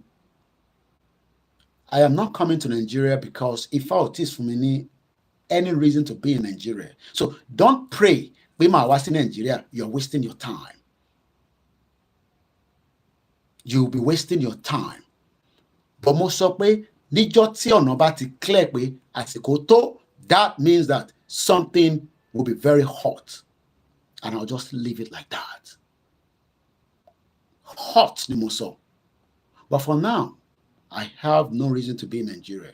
I will continue to operate from here. If that is making you uncomfortable, I'm sorry. Third Milan Bridge, you can find your way there and jump inside. And hopefully we will find you after 3 days. This man, Abiodun Shola Ladipo Lunjelo, Facebook, so check it out. I'm right on his Facebook right now. You can go and check him out on Facebook. I will not bring the children into the conversation. But we will come after every single one of you if you attack Baba Akintoye and Igboho. Because tell you about vision, káwọn rí àwárí. Tell you about vision Tinubu, gbogbo tí Tinubu máa lò kò ju under 4 years. And don't tell me 8 years, because nothing guaranteed Tinubu for another tenure. But we will wait and see. Kolon Belidumari, enter lórí Facebook. You'll be able to see the picture of the person, and let me see if I can work it out here as well. And welcome as we settle into the conversation. Moki gbogbo ọmọ Yorùbá nílé lóko. Kọbẹ̀lẹ́dùmarè kó túbọ̀ máa fi ìṣọ́ àtàbọ̀ ẹ̀ fún Bàbá Akintoye àti Olóyè ọmọ Adéyẹmọ àti gbogbo ọmọ Yorùbá nílé lóko tí à ń gbìyànjú pé kíran wa kó bọ́ nínú èdì takora wa sí. I know some of you will be like, ṣèbẹ́ ti rí ọ̀nà kílẹ̀ tó wá ń dára rin láàmú. Àìtí rí ọ̀nà àṣìwà ní bá ṣe máa débi ọ̀nà. So please, if you're one of those, we know where you are trying to take us to, and we are not going that area. Torí pé a ti jẹ́ kó yé gbogbo wa tẹ́lẹ̀ pé kò sí ọ̀nà kan ju pé we negotiate, and negotiation ò dẹ̀ ti tán. Tó ẹ bá wá ń kánjú pé negotiation ti tán, you have every right. Like I always say, as far as we are concerned, we are still negotiating, and we will negotiate up to as much as we want. Torí pé consultation and negotiation is very, very unique and important in anything in life. Whether it will end up becoming the other way around or not, you must negotiate. And that is exactly what we are doing right now. So let's move swiftly a little bit. April 17, at about 4 or 5 p.m., ni arákùnrin ló gbé message jáde. And I don't want to stand too much on his own because I have other areas and I want to get out of this platform at least in another 1 hour less. Ó náà wọ́n di Bàbá Akintoye mú responsible fún ìṣẹ̀lẹ̀ tó ṣẹlẹ̀ ní ìlú Ìbàdàn. Ẹ̀yin tẹ́ bá lọ sórí page mi nísìn lórí Koikimedia, I have literally reposted that again with the caption "Evil Man" so that you will be able to see what the person I'm talking about. But àwọn tó wà lórí software tó ń gbọ́ wa lórí laptop rather, I've been able to bring his face a little bit more closer. That is the man I'm talking about. Ẹ̀yin tẹ́ bá mọ̀, ẹ bá wa sọ fún pé it's okay. Sinin ìjọba military, Yorùbá náà ni gbogbo wa, a máa agree to disagree. But kọ́ máa fi ìdọ̀tí rẹ́ Bàbá Akintoye àti Igboho. That's all we are saying for now. But tó bá sọ pé àwọn ò ní gbọ́, àtẹni tó mọ̀ wọ́n tẹ́lẹ̀ àtẹni tó mọ̀ wọ́n, wọ́n máa mọ̀ wọ́n. And èyí tó sọ pé Yorùbá nation ó ti kú, Yorùbá nation ò kú lọ anywhere. Yorùbá nation is still fully intact. And nothing, ẹ̀yin tẹ́ wà nílé tẹ́ ń bẹ̀rù pé Mr. Koiki kí ló máa wá ṣẹlẹ̀ nísìn. We are scared, we are worried. There's nothing for us to be scared or worried about. Nobody can do anything. We're on the right track. So I got the picture for those of us, and like I said, that is the man I'm going to be talking about. So let's go into it a little bit swiftly. I hold Professor Baba, at least respect Baba, Ofi Baba, see bracket, open bracket, which is not bad. It shows the omoluabi ethos in us. I'll come back home a little bit. Sometimes, while I'm live, my mom is sending messages behind, my wife is sending messages that, just, temper mercy, and some of our mothers like Yawa Comfort, Ologunja, many of you like that. So the word Baba means a lot. So it's okay. I hope Professor Baba Banji Akitoye, solely responsible for the attempted coup ní Saturday ní Ìbàdàn by copycat Yoruba Nation group. Two things I want us to take note of that. Is holding Baba Akitoye responsible, but he also agreed that copycat ní tó ṣẹlẹ̀, and everybody knows that is a copycat. Baba Akitoye spent the past 15 years planting ignominious seed of secession. Again, the word secession is not who we are. We are self-determination campaigner. Kì í ṣe secessionist. So when people use the word secession, let us continue to say to them, we are not. We are self-determination, and it is a right. But right here, America ma guarantee, just as America veto Palestine, the United Nations. Lano, go and watch the program I did in the morning. You will find the video in there. There are some big English, and we see if we can break it down to our own understanding. Ignominious. Spelled as India, Golf, November, Oscar, Mike, India, November, India, Oscar, Uniform, Sarah. Ignominious. Kini àpèjúwe kí ló mean? Tó bá sọ pé ignominious. Serving or causing public disgrace or shame. Ó lo òyìnbó yẹn kémi àti má bà ní understanding kan tó ń sọ. So in tó ń sọ ni pé Baba Akitoye fún 15 years was planting ignominious, causing public disgrace or shame. Ìyẹn àgbàdo seed of secession in the minds of some of the most gullible in Yoruba land. Àwa ló ń pè ní gullible. Ṣé rí, mo sọ fún yín pé ìrìn àjò yìí ìrìn àjò ẹ̀mí ni. Gbogbo àwọn ilé lọ ti lọ check gbogbo tí wọ́n lè fi lọ check pé àwọn ilé tó gbé ọ̀rọ̀ Yorùbá Nation dání ó má yàtọ̀ sí àwọn kan tó máa ń pariwo, hey, we want the good for the Yoruba people, but tó bá ti dé abẹ́ ilẹ̀kùn nǹkan mi ló ń sọ. They've checked, they can see, they know, they can feel it. Wọ́n mọ̀ pé àwa yàtọ̀ sí gbogbo àwọn yẹn, and that is the reason why they are finding it very difficult to comprehend pé ọ̀rọ̀ Yorùbá Nation yìí kò lọ́lẹ̀, kàkà kó lọ́lẹ̀, ó ń gbin in tó da sí mind àwọn èèyàn láti sọ pé a máa kúrò ní Nàìjíríà torí Ọlọ́run ò dá Nàìjíríà, Elédùmarè ò dá Nàìjíríà, Jésù ò dá Nàìjíríà, Nàìjíríà òyìnbó aláwọ̀ funfun ló dá, gbogbo ara ti mọ̀ yẹn. But kí ni ọ̀rọ̀ máa sọ fún wa pé Baba Akitoye ó ń planti ìtàn pè ní ignominious, tí a lè sọ pé public disgrace or shame, ìyẹn láàrin àwọn ọmọ Yorùbá látara pé ó ń pè kírun ẹ̀. Ṣé Baba Akitoye tó sọ pé a lè jọ ń jẹ mẹ́ta lójúmọ́, ṣé bàbá yẹn parọ́? Ẹ bá ń fi sínú comment section. Ṣé Baba Akitoye tó sọ pé Nigeria economy ó ti lọ sí ibi tí kò lè padà ṣoríire, ṣé bàbá yẹn parọ́? Ẹ bá ń fi sínú comment section. Ṣé bàbá parọ́?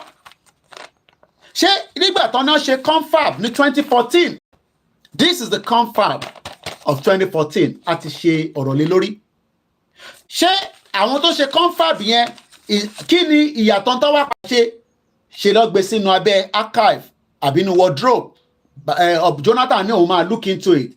Ṣé Tinubu máa look into it? Time will tell. Ó ti lo ọdún kan, ó kọdún mẹ́ta. Why then tí ọmọ Yorùbá wá ń jáde tó wá ń sọ pé Baba Akitoye o ignomos o, òun ló ń dá wàhálà, ló ń gbin tí kò dá sí ọmọ Yorùbá lọ́kàn? Ìyẹn tí arákùnrin burúkú yìí in tó ń sọ nìyẹn. Bàbá tẹ̀ ń wò yìí tó pè rẹ̀ ní Abíọ́dún Ìṣọ̀lá Ládípọ̀. Wọ́n pọ̀ bẹ́ẹ̀ o, ẹ̀rí bó ṣe wọ súùtù yẹn kò ní làákàyè bó ṣe wà yẹn o. bó ṣe wọ súùtù yẹn kò ní làákàyè torí pé tó bá ní làákàyè ni á mọ̀ pé Nàìjíríà tí à ń sọ yìí in tí a béèrè fún tó fi di pé gbogbo à ń gbé ní ìgbé àlàáfíà ní 1954 títí dé 1957 tó fi ní ká lọ dìbò tí òyìnbó tún wá padà lẹ́yìn tó ṣe in tó ń pè ní jàǹbá fọ́mọ Yorùbá tí wọ́n rig election wọ́n rig censor eléyìí á ní wọn gbọ́ ìtàn yẹn rí tó bá gbọ́ rí kí ló dé tó lọ kàwé bàbá Akíntóyè. But can you blame them? No, you can't. Because wọ́n expect pé àwa kan máa dúró ní dúró ọmọlúàbí tọmọ Yorùbá pé sẹ́ Yorùbá máa bọ́ nínú wàhálà yìí. So, àwa ni gullible people. Arákùnrin ta ni ó gullible láàrin àwọn méjèèjì àwọn mẹ́tẹ̀ẹ̀ta yìí.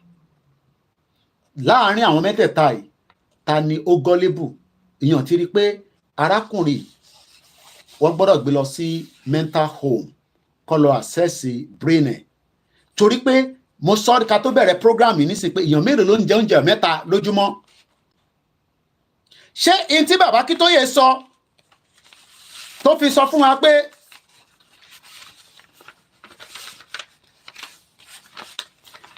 ẹ jẹ́ kí Nàìjíríà máa lọ àárín àwa àti Nàìjíríà ò lè gún mọ́, but yet many people disagree with Baba Akíntóyè because of their own selfish interest. Bàbá ò wá wo selfish interest ti ẹnìkan ó ń wo ọjọ́ ọ̀la ọmọ Yorùbá ọjọ́ ọ̀la tó ti di in tí kò dàbí tẹ́lẹ̀. Tinubu was talking about that during his conversation with the Afẹ́nifẹ́res nígbà tí bàbá Tinubu sọ pé even Awólọ́wọ̀ provided free education. Ǹjẹ́ Tinubu lè provide free education níbi tọ́rọ̀ Nàìjíríà délé ni?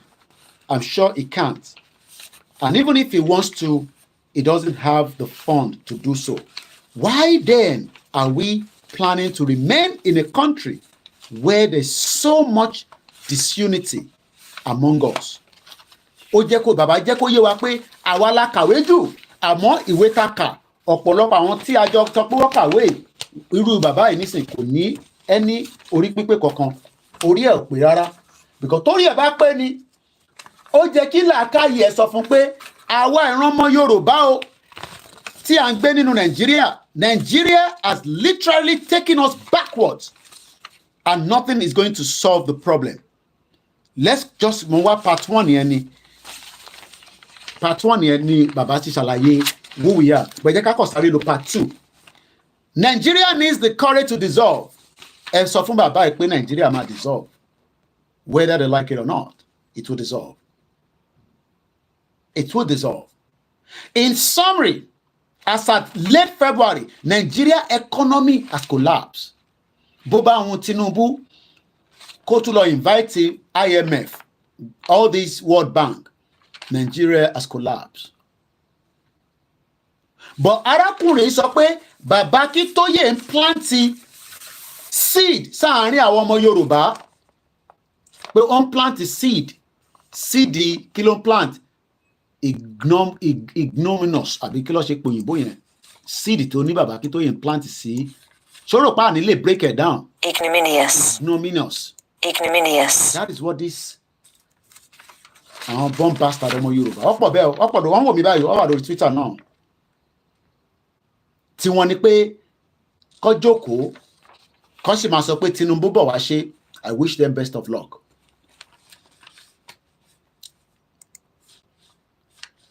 He knew better. Arákùnrin sọ pé Bàbá Akíntóyè mọ̀ dáadáa. He knew that a successful succession by Yoruba was neither possible nor even desirable. Now, ọ̀rọ̀ méjì ló jáde ńbẹ̀ yẹn. Ó ní kò ní possible. Number 1, òun kọ́ ni Elédùmarè tó máa sọ yẹn fún wa pé kò ní possible. Mo ní, I am not here to tell you to be a Muslim, Christian, or Babalawo. Whichever your faith, go and do that consultation yourself and come back and comment and tell me pé kò ní possible. Just go for a couple of days. Whatever how you would do it, ọ̀nà tó fẹ́ gbà pé Yorùbá ò ní bọ́ nínú ìran tá a wà nínú wàhálà yìí pé kò ní pín nínú Nàìjíríà. Mo níṣẹ́ mẹ́tẹ̀ẹ̀ta lèmi ti ṣe consultation lé lórí. Mẹ́tẹ̀ẹ̀ta bẹ́ẹ̀ sọ pé Yorùbá máa lọ àsìkò láàkọ́mọ ní but àwa la máa jẹ́ kásìkò yẹn kó súnmọ́ jura lọ. Tó bá yẹ pé ti babaláwo ni mo ti confirm ẹ̀ pé Yorùbá máa lọ. Tó bá jẹ́ pé ti Kristẹni ni confirmation wà táwọn tó ti sọ̀rọ̀ tó ń ṣe méjì tó ń ṣe kódà àwọn wòlíì àwọn ọmọ Igbo wọ́n sọ the same thing lórí ìran Yorùbá àti ti Biafra. Nàìjíríà máa pín àsìkò yẹn nìkan ní àìtí mọ̀ bọ̀ ó kù sáwà lọ́wọ́ tá a bá fẹ́ jẹ́ kó push. Tó ń ṣe fanfare tó ṣẹlẹ̀ ní couple of days ago mo kí ẹ bá ń bọ̀. Pé Yorùbá ò ní lọ yẹn bá ń lọ àárọ̀ ni mo ti béèrè mo ti make confirmation yẹn wọ́n ní ìran Yorùbá máa bọ́ mo ní gbogbo àwọn balẹ̀ Yorùbá tí mo ṣí fìlà fún gbogbo àwọn olórí adé gbogbo wọn pátá ló mọ̀ pé àsìkò ti tó k'Elédùmarè pè wá padà gẹ́gẹ́ bí ìran ọmọ aládé láti lọ síbi tó yẹ ká wà. Ìyẹn ò ń ṣe tọ́ṣẹ̀ máa sọ fún wa mọ́ àti kọjá stage kí òkè lè ṣe máa sọ fún wa nísìnyí pé ìníhùn pé bàbá Akíntóyè mọ̀ dáadáa. Mo kí ẹ President October 995 àsìkò tiẹ̀ á túbọ̀ jẹ́ fún wa láṣẹ Èdùmàrè. Báńkì ìyàwó ẹ̀ báńkì mọ̀ sí dáadáa báńkì gbogbo àwọn ọmọ ẹgbẹ́. Ó ní ìníhùn pé bàbá Akíntóyè mọ̀.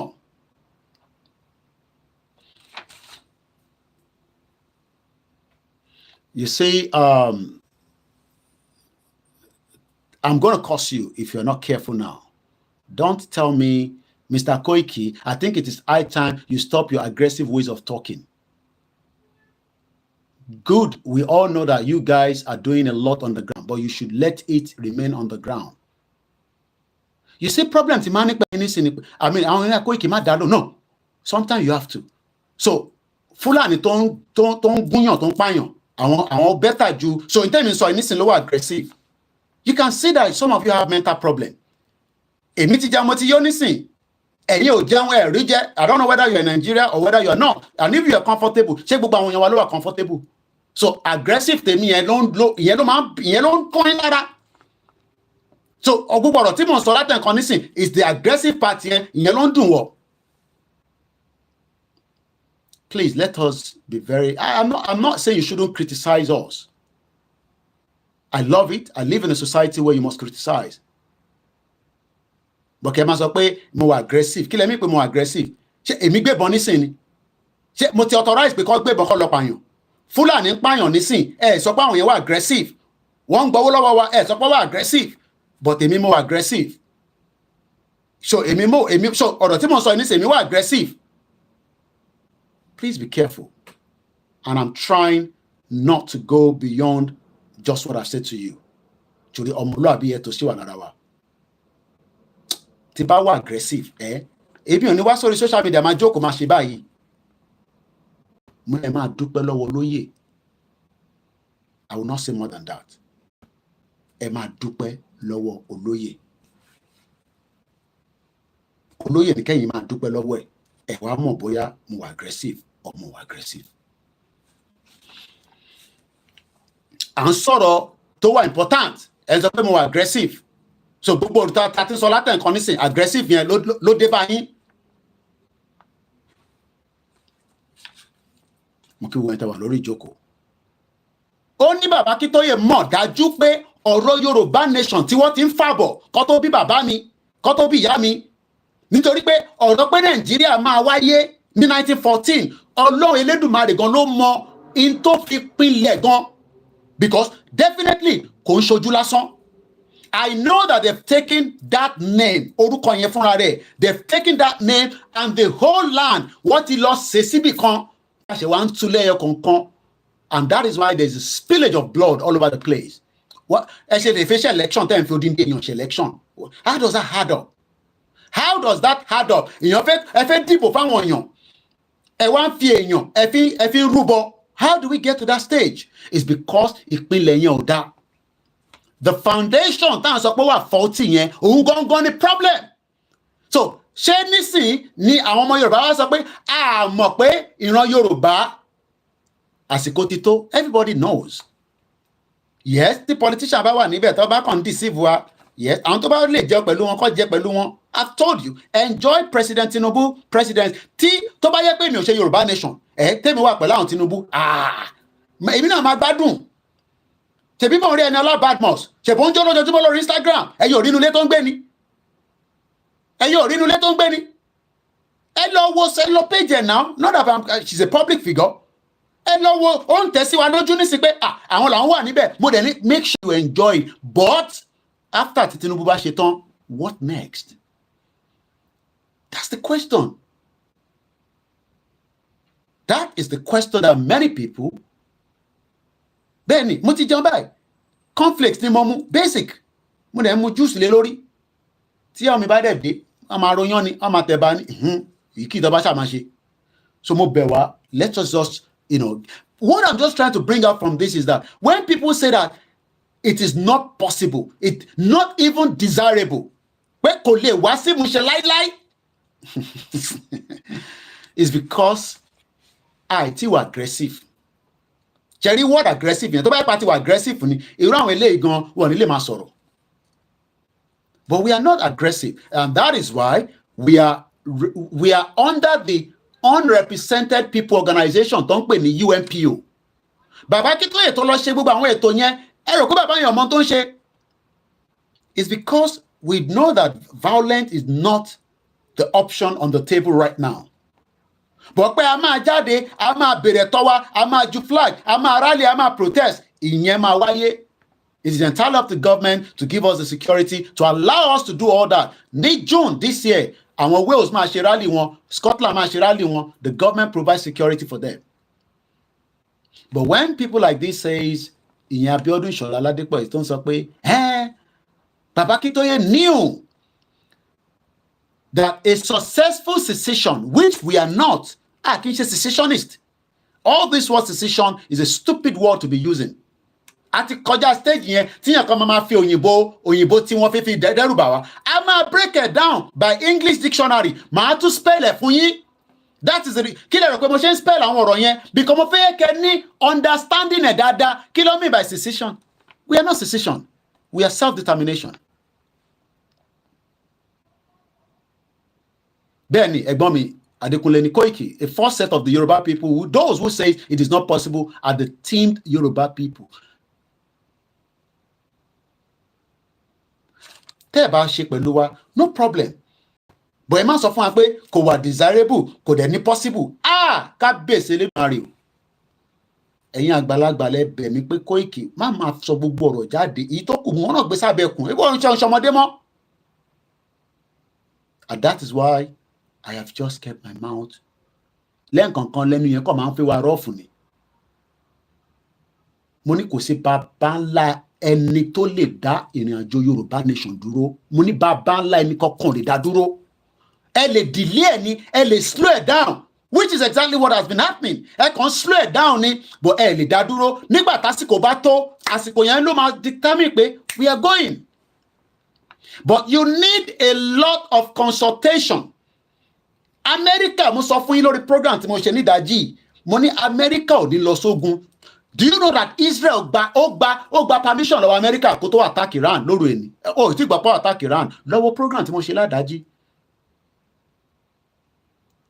You don't go and attack if you don't have enough backup to protect you. A dẹ̀ sọ fún yín pé Yorùbá nation ṣe tí yẹn kan máa sọ pé a ti ṣe Yorùbá nation ẹ̀mí mímọ́ and all that nonsense. It is reality, especially that's in the United Nations General Council. So let's move swiftly because of the time. Mo kàn try láti ṣe àlàyé lé lórí kó má kọ̀ dàbí pa kàn ká kíní yẹn lọ because tẹ́lómi náà bá tún jáde tó kọrú nonsense yẹn àkọ́ ti rí pé Koiki má tẹ̀ dá wọn lóhùn mọ́ because ẹlòmíì bá kà nísìn á ní àwọn sọ fún wọn kò wà desirable kò possible. Eléyìí ń sọ̀rọ̀ politics aláta elépo tẹ̀ ń ṣe Nàìjíríà o. I am not joking. Ọ̀rọ̀ Yorùbá nation ń ṣe politics aláta elépo tẹ̀ ń ṣe àsìkò bá tó àgbà ẹ̀tọ́ wa, but it has to be done in a way. Which other way? Ọ̀nà tó bá jẹ́, but it has to be done with a lot of preparedness. which is so àwọn bàbá tó rọra gbé tó ń gbé bí ẹlẹ́yin tó ń fi jẹ́ kó fọ́ yẹn wọ́n mọ tó ń ṣe. tọ́lọ́yè bá jáde nísìn tó ní ó yá ìzọ́bú èyí bà èyí ẹ̀yin náà lè máa ní olóyè ọ̀nà tẹ́ fẹ́ gbà nìyẹn àbí nǹkan tẹ́ máa sọ kọ́ nìyẹn tẹ́ máa sọ nìyẹn. And that is why we will be grateful that this kind of rallies tá ti ṣe ó ní record tó wà lọ́wọ́ wa irú ilé ìta ṣe yìí. Jẹ́ kọ́mọ̀. You don't see Ìgbòho wọn. Àlàyé yẹn tún zoom kọ́lọ̀ bá wa fọ̀run kẹ́ Àdògán ló dúró ti olóyè pé if anything because olóyè ò lè máa lọ níbẹ̀ yẹn kọ́nà máa ní security personnel tó pọ̀. Àwọn ọ̀rẹ́ wa tẹ̀lé Buhari wá wọlé lọ pa Àdògán mọ́nulé. The same Àdògán tó wà ní fídíò yìí wọ́n ti pa. Ìyẹn lẹ́yìn wọ́n sọ pé kò possible. Ṣé ẹ mọ̀ pé à ń gbé oró sí ara ni? Wallahi ta'ala ìsúnmọ́ bí láì làzílá hùwà. Oró ikú Àdògán à ń gbé mọ́ra ni. Tó bá yẹ pé ká rí ìyá pẹ̀lú ikú Àdògán lásán ó jẹ́ kí gbogbo ilẹ̀ Yorùbá kó gbóná ni. Ẹmọ ẹni tó pa yẹn ni ó níyà ó níyàwó ó lọ́mọ a gbé oró yẹn mọ́ra ni. Bẹ́ẹ̀ lẹ́ ń gbọ́ lẹ́nu mi a gbé oró ikú Àdògán a gbé sínú ara wa ni. Tó bá yẹ pé ká fìyẹn react nìkan ó tó bẹ́ẹ̀ ojú bẹ́ẹ̀ lọ. Wallahi ta'ala ìsúnmọ́ bí láì làzílá hùwà. But wọ́n ní there is always that day. Àwọn kankan wà tẹ́mi gbọ́ ẹ̀yin ò gbọ́ ni kò ń ṣọ̀rọ̀ social media kò ń ṣọ̀rọ̀ pé mo sọ fún yín pé ikú bàbá Yèyé mo dúró tì wọ́n mo wà nínú yàrá èmi àti Ìgbòho nìkan mo mọ tí bàbá yẹn sọ fún mi. Àwọn tó nílẹ̀ Yorùbá ti dúró pé sẹ́ Yorùbá máa lọ. Ẹ̀yin rí kú bàbá Yèyé rí ni. Ẹ lọ bí Alhaji Akéwùgbà Gold pé ṣé Kóìkì láǹfààní àti wà nínú ìjókòó pẹ̀lú kú bàbá Yèyé Aláàfin of Ọ̀yọ́ omi tó ń pè bẹ́ẹ̀ ni. But it's not for social media because nígbà tó sọ tó fi wọ̀n wá mo ní yes confirm ni. Kí lè pé wọ́n ṣe lọ́lé fún? Wọ́n lọ́lé because I believe in the cause. So mo bẹ̀ wá mo rọ̀ wá ikú Àdògán lásán ikú yẹn ikú tó ń dùn agídí ni. Ikú tó ń dùn agídí especially for people like us pé tá a bá jáde nínú convoy Àdògán máa ń sọ pé Kóìkì òun mọ̀ pé nínú báàgì ẹ̀ yẹn àwọn remedy tíyàwó ẹ̀ máa ti páàkì sí ní ó máa wà nínú báàgì yẹn because tá a bá jáde lọ for a very long time after 5 hours drive èmi á kọ́ mú bisikíìtì kan jáde ni màá kọ́ mú kọ̀ọ̀kan jáde ní Kóìkì yẹn aráàlú òyìnbó yìí ẹ má mo ní báwa ṣe ń jáde nínú wa nìyẹn. He was a well-loved man. Fúlàní wá wọlé lọ pa ẹwà náà sá lọ because ikú bàbá Yèyé gan sọ pé nínú fídíò tẹ a ti play rí ó ní ọjọ́ ọjà èèyàn máa ń sún síwájú ni. Kí ni mo sọ? Ọjọ́ ọjà wàá máa sún síwájú wáyà tó bá ń sún síwájú yẹn wàá máa consult. So ẹ bá wa sọ fún alàgbà yìí pé ọ̀rọ̀ Yorùbá nation ti kọjá gbogbo jágbàjàgbà táwọn ń gbá bọ̀ láti àwọn bàbá òfò àwọn ẹ̀gbọ́n burúkú àwọn tọ́n ní balls táwọn ọmọ inú wa wá ń jáde nísà àwọn ọmọ inú yín jáde àwa ń pè fún pé kí ìran wa kó bọ́ ẹ̀yin wá ń sọ fún wa pé it is indesirable òyìnbó òfòwò lẹ́ ń sọ òyìnbó tẹ̀ ń sọ àti kọjá stage yẹn mẹ́ àti kọjá stage yẹn. So ẹ jọ̀ọ́ ẹ ní right láti sọ nǹkan tó bá wù yín but ẹ má sọ fún wa pé kò possible àfi tí kò bá sí afẹ́fẹ́ tó ṣì ń fẹ́ mọ́ láyé yìí táfẹ́fẹ́ bá ṣì ń fẹ́ ìyan Yorùbá máa bọ́ kò dẹ̀ sẹ́ni tó lè máa fẹ́fẹ́ ẹ lè capture sínú ibì kan ẹ̀yẹn ẹ ṣí bàálù nìyẹn ẹ̀ pé máa ń like practical ń bọ̀ ẹ̀yẹn ṣí bàálù nìyẹn ẹ̀yẹn ṣí bàálù tẹ̀wá wò bóyá tátẹ́gùn yẹn bá fẹ́ bóyá kò ní ẹ ò ní release níbẹ̀. Mo mọ̀ pa ní balloon but ìgbà tí bá nídẹ̀ àwọn ọmọ òdúwà ti gbé sá lọ but máa rí kí ẹ ká máa ṣe the next program. Mo mọ̀ bóyá ìyá wọn ti tọ́jú ẹ̀ pamọ́ ni. I always love to give you evidence. Ẹ má wọlé. Ìwọ blow balloon tó bá bọ̀ balloon kò má dé kó wá sọ pé kátẹ́gùn yẹn kó má kúrò kátẹ́gùn yẹn má kúrò So when you think that I can share on social media, social media, we are telling the Yoruba people, whether you like it or not, or Tinubu ti sọ tó máa sọ fáwọn Afẹ́nifẹ́re lánàá, ó ní òun ò accept pé kí Nàìjíríà kó pín. That is fine. Òun ni president, ó gbọ́dọ̀ sọ̀rọ̀ sọ torí pé òun náà sì ní ambition yẹn tó ti kanlẹ̀ tán. Tó bá tẹ̀ láníyàn pé kí Nàìjíríà kó pín, I don't expect him to say it out. I don't expect him. Mo dẹ̀ ti sọ fún pé bá wa pín mílítì ọ̀nà mẹ́ta. Ìwọ ṣáà kó díẹ̀ sílẹ̀ Yorùbá, kó díẹ̀ sọ́dọ̀ tiwọn náà, kó díẹ̀ sáàrin méjì, torí tó bá kó fáwọn ọmọ Ìgbò, àwọn máa jákẹ̀. Wọ́n máa rí lò dáadáa. Torí pé whether we like it or not, that drawing tí wọ́n draw ó gbọ́dọ̀ wò torí drawing tó wà lọ́wọ́ Nàìjíríà nísìn kò ń ṣe tiwa. 3:28 p.m. local time in London. My name is OLAYOMI KOIKI. You're watching a live broadcast. Mo kí gbogbo ẹ̀yin tẹ́ ń darapọ̀ mọ́ wa. Mo ní mi ní last man standing. Màá ṣàlàyé fún yín bá ṣe ń bá lọ. Ẹ má ẹ̀ kó rẹ̀yìn. Ẹ má wọrí nípa gbogbo rakatia tó ṣẹlẹ̀ Mo sọ fún yín pé rakatia yàtọ̀ sí fact. Èèyàn lè gbé fact dání.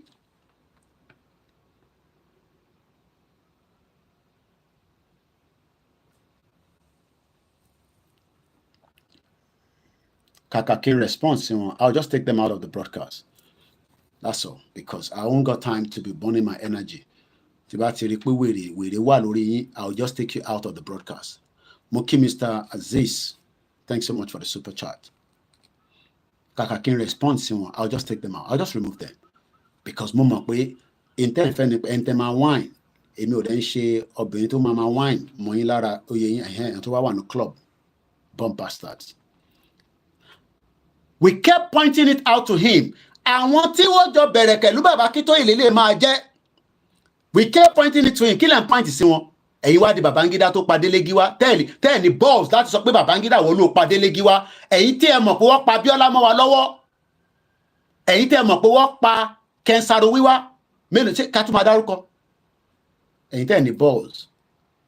Àwọn ọ̀wá nǹkan tá fẹ́ jẹ lọ́wọ́ wọn because tí bá máa jẹ lọ́wọ́ wọn kò ń ṣe lẹ́ni ni máa jẹ lọ́wọ́ wọn máa ti jẹ tipẹ́tipẹ́. But at the end of the day, ẹni gbàgbé orúkọ mi láyé. Mo sọ fún yín pé tásìkò bá tó èmi ò mọ̀ tẹ́lòmí o, we will be there shoulder to shoulder. Pàsìkò yẹn ò tí tó. Ẹ máa ní I dey play. Ṣèbí gbogbo àná ìdájọ́ ohun tó lọ Nàìjíríà. Ẹ kájọ máa wò.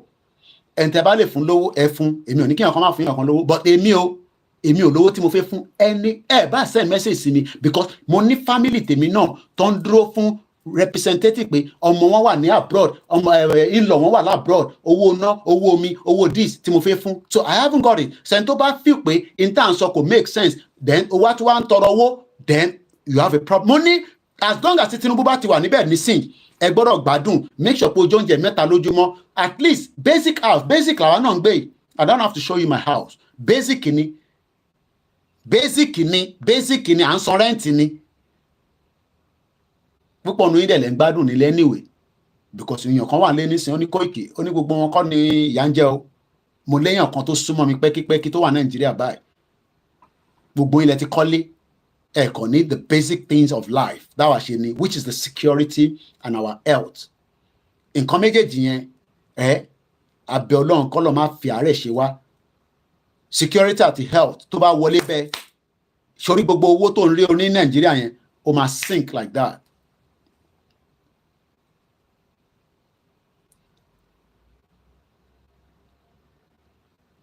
Not to be naysayer, I am new here. Do we have a constitution in the works yet? We don't. You can't have a constitution, but if you go on my website, there was a constitution that was written by some lawyers. We can just call it there is a constitution, but it's not a full constitution. But like be only constitution, but it's so over the website me koikimedia.com. You cannot bring a constitution for everybody when we have not finally arrived at that destiny. A draft, yes. A draft. Go on my website and we expect many of you will start joining us. And I want you to ask questions, but don't tell me I'm aggressive. Shame ni fula ni terrorist ni. mò ń play náà ni ó mọ̀ pé London mo níṣẹ́ mò ń play because púpọ̀ nù yín ní làákàyè. That is why you are doing crime. Olè ni yín, olè. Tàbá fàyè gbà yín nísìn bẹ́ẹ̀ ṣe máa wọ́ọ̀kì bẹ́ẹ̀ ṣe fẹ́ jí owó olówó labroad or bẹ́ẹ̀ ṣe fẹ́ gbé drug because òṣèmọ Ìgbò nìkan ló ń gbé drug Yorùbá náà ń gbé drug bẹ́ẹ̀ fẹ́ ṣe ritualist tẹ máa yọ pátá onípátá tẹ máa pa àwọn ọmọbìnrin. Ogun State is one of the ritualist states in Yoruba land. Bomb bastard. And you will never have a system that works. Okay?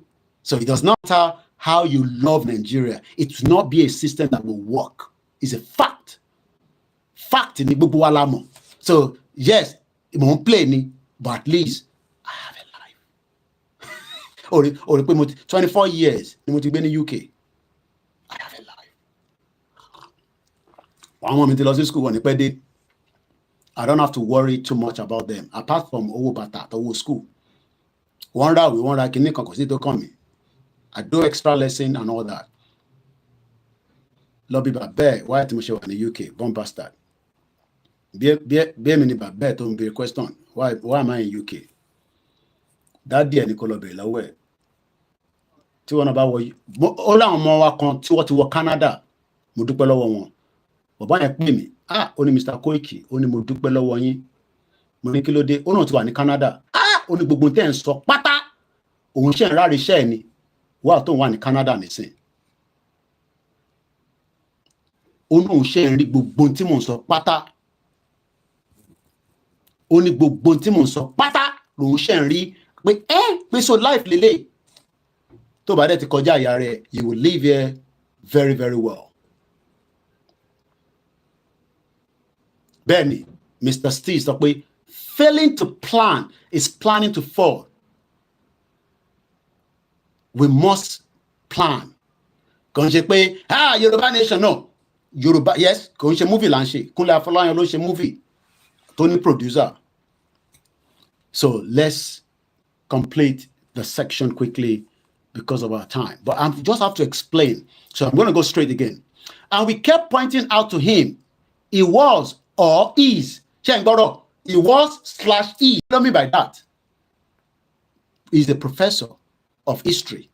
So kò mean kò say mama sọ fún wa pé a professor is he was or is. Kí ló mean by that? Ṣé ó tún debunk pé Baba Akintoye kì í ṣe professor ni? You can see them.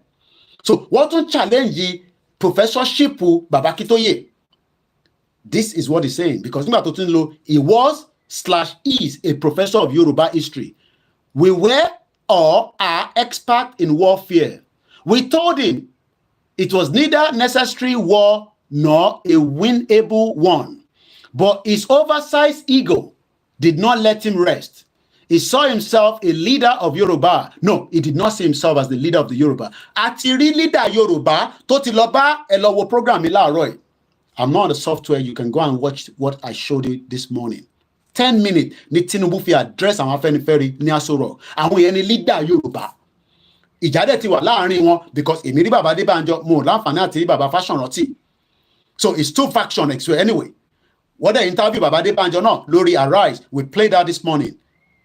So kẹ́wàá máa sọ pé bàbá Akintoye ó fẹ́ di leader Yoruba. No, irọ́ lẹ̀ ń pa. Kò náà fẹ́ di leader Yoruba. Leader self-determination ni wọ́n. Ẹ̀yin lẹ mọ̀ leader Yoruba tẹ̀ ń wá mo kí Ògúnmọ́lá. Yoruba leader ni bàbá Fáṣọ̀rántì. Tinubu dẹ̀ ti gbé wọn lọ sí Abuja and we are happy with that. So ó ti gbé wọn lọ síbẹ̀. Ó dẹ̀ ti ṣàlàyé fún wọn pé òun ò lè break Nigeria so kọ́ lọ ṣe kí ni kọ́ lọ sinmi ẹ̀dọ̀. Òun á ṣe gbogbo ìgbìyànjú òun tóun bá wà níbẹ̀ nísìn láti jẹ́ kí ayé gbogbo ọmọ Nàìjíríà kó dáa including Yoruba people. Mo wá ń béèrè lọ́wọ́ ẹ̀ mo mọ̀ pé ó ti pé ọdún kan ó ṣe too early tó bá máa fi di next year following year màá béèrè lọ́wọ́ ẹ̀ pé ṣé o ṣì ń rí oúnjẹ gidi jẹ nígbà tí Tinubu wà lórí oyè. Kọ́nà kó fún wa lẹ́mìí gúngbà tàlàfíà lọ́bì kọ́kàn. Èbí Buhari lọ́dún mẹ́jọ lẹ́yìn ọdún mẹ́jọ Buhari nísìn kí ló ṣẹlẹ̀? Lẹ́yìn ọdún mẹ́jọ Buhari kí ló ṣẹlẹ̀? Buhari ó bàbá ìjọba jẹ́ APC náà kọ́ ni wọ́n. Are they not the same? Ìbẹ́ ti rí gbogbo wọn àwọn APDP wọ́n ti bẹ̀rẹ̀ national executive kí ni wọn? They are all criminals. Olè ní gbogbo wọn pátá gbogbo olóṣèlú Nàìjíríà they are bomb bastard olè ní wọn 419 ×2 bí àṣà grandma mi. Let's move swiftly. Wọ́n ní ego Baba Akintoye ni kò jẹ́ kó lọ rest. Ó rí rẹ̀ gẹ́gẹ́ bí leader Yorùbá. Irọ́ dẹ̀ nìyẹn. And he began by sponsoring Yoruba World Congress Group, which quickly elected him its leader in a sham election held in Ibadan. Ẹ mọ̀ para àwọn ilé ara ń ta wọ́n, ìyẹn arákùnrin olórí burúkú ẹ̀, ara ń ta. Bí àwọn Rahim Taju tó fẹ́ di leader, tó fẹ́ di chairman mọ́ wa lọ́wọ́. He began by sponsoring a Yoruba World Congress.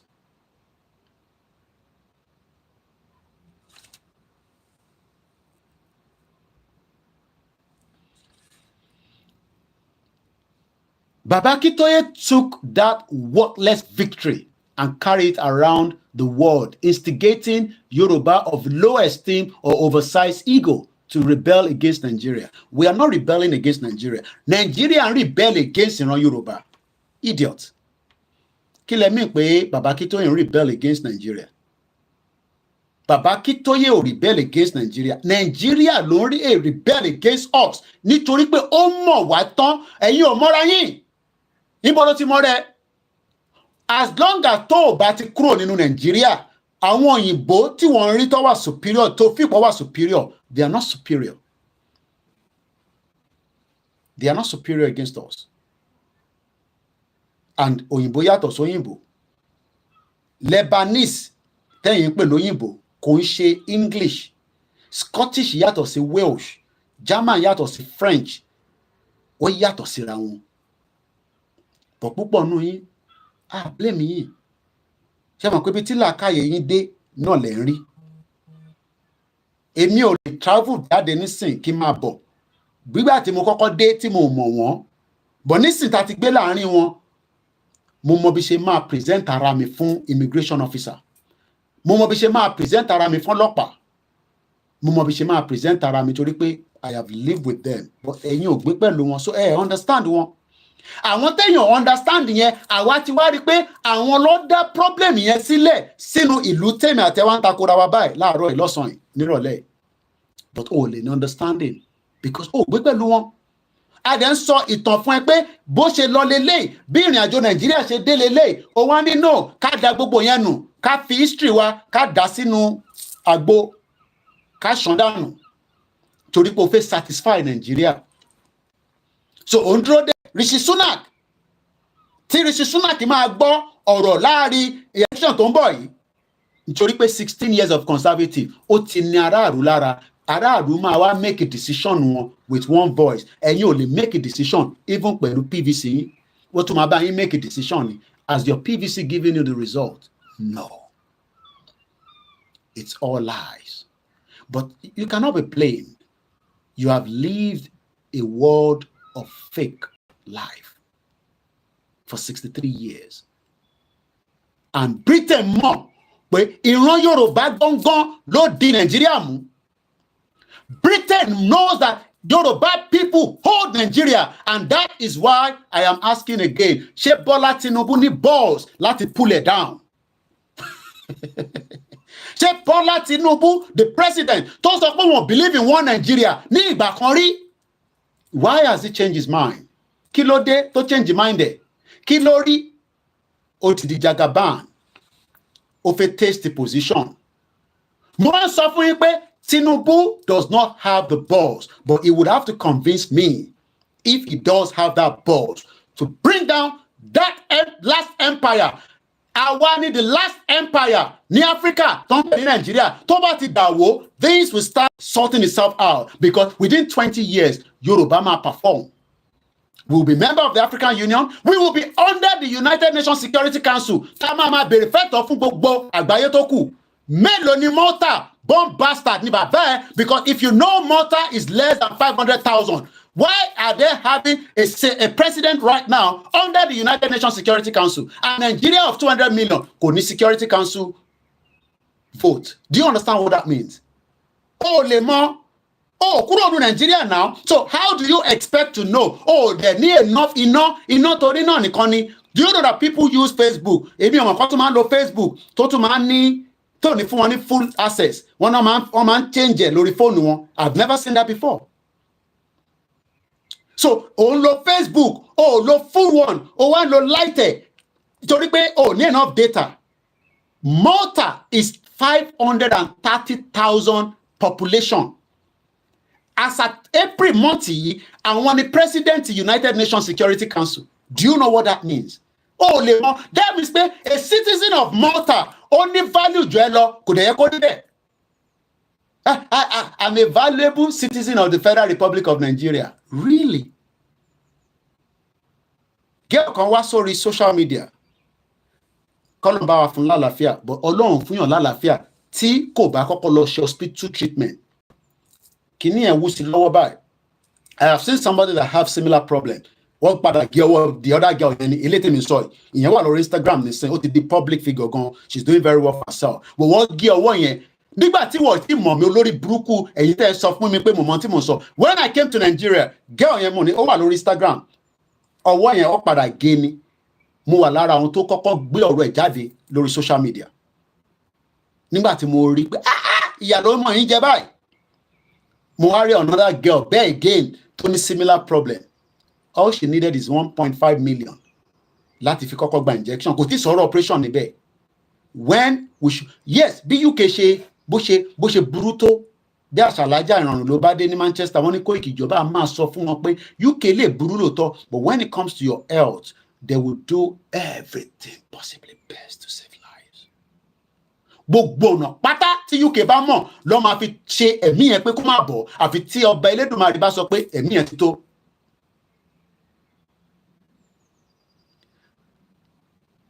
Why? For 63 years. Bẹ́ẹ̀ni, simple rhyme. Nigeria, the artificial country. So, Tinubu náà bá ṣe tán nísìn, òun náà tún máa sọ̀rọ̀ bí Jonathan. Pé Nigeria is kìnìkan. We hope it will have the balls to pull it down. 3:45, and I'm just about almost ready to go. Baba Akintoye took the worthless victory and carried around the world, instigating the Yoruba of a low esteem or oversized ego to rebel against Nigeria. It was very bad. It was seditious, in my opinion. Koda, only President Buhari was advised to just ignore him. The same Buhari that killed 2 innocent Yoruba people in Oloye's house on the July 1st, 2021. Baba Akintoye, then in his early 80s, is now 89, took liberty for license and continued to marshal, glorify miscreant. Àwa ló ń pè ní miscreant, kò ní da fún bàbá tó bí eléyìí, kò ní da fáwọn ìrun ẹ, generation ò ní ṣoríire tó ń pè àwa ní miscreant. Bomb bastard, you called yourself Abiodun Ishola Ladipo. O now a miscreant ní Baba Akintoye gbé káàkiri tó wá ń pariwo Yorùbá nation, kò ní da fáwọn ìran tó bí ẹ, wọ́n ní ṣoríire. Tí bàbá ẹ bá ti kú, òkú ò ní sùn níbi tó wà. Bomb bastard, ó ń pè àwa ní miscreant. Do I look like a miscreant? Because I am on the social media asking for the right of the Yoruba people, you are now calling us miscreant. Bàbá ò ní ṣoríire níbi tó bá wà. Tó bá ti kú gan, òkú yàn ní sùn dáadáa. Do you know the word miscreant? Àwọn tó níṣẹ́.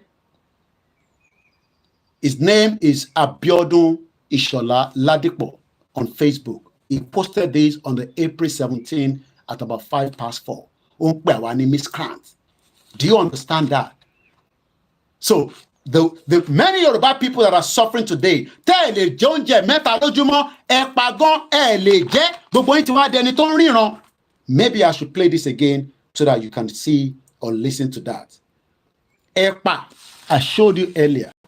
Àti búrẹ́dì búgan. Ẹja àgbọn tí bàbá yìí sọ. Let's listen again. Lè bá ìdá mi o. Lè sá o. Lẹ́wọ̀ ẹ̀ka tó. Mo mọ̀ pé ẹ̀ mọ̀ mí. Rárá sá. Èmi náà èsì mọ̀ yín. Èmi táwọn ẹ̀wọ̀n èsì pásítọ̀ o. Mo èsì sáàfà.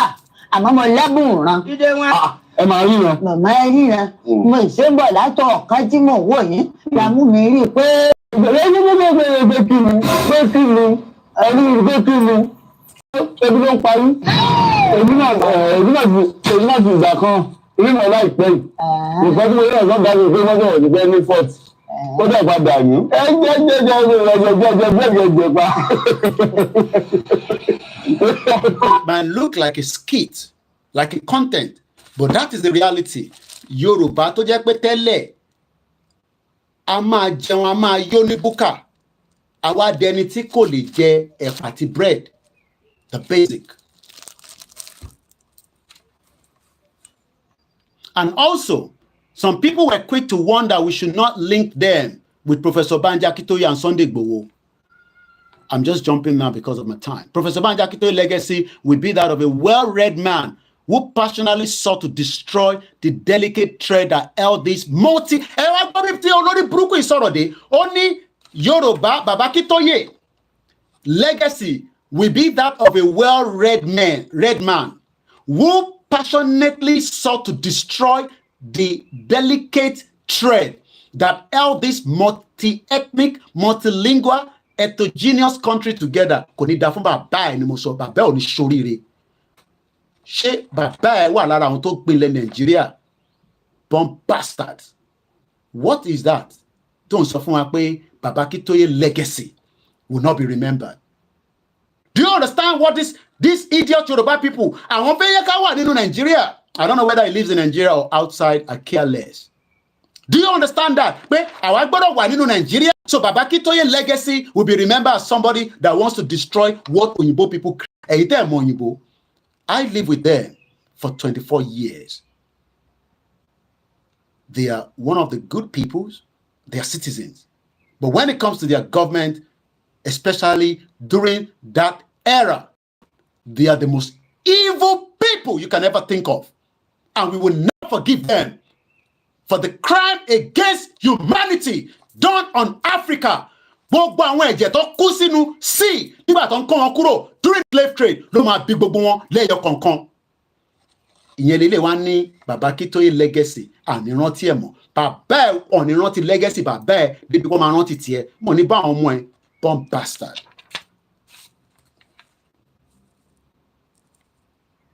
I write with the utmost respect for Baba Akintoye's age. He's old enough to be my father. Baba Onishorire is not your father.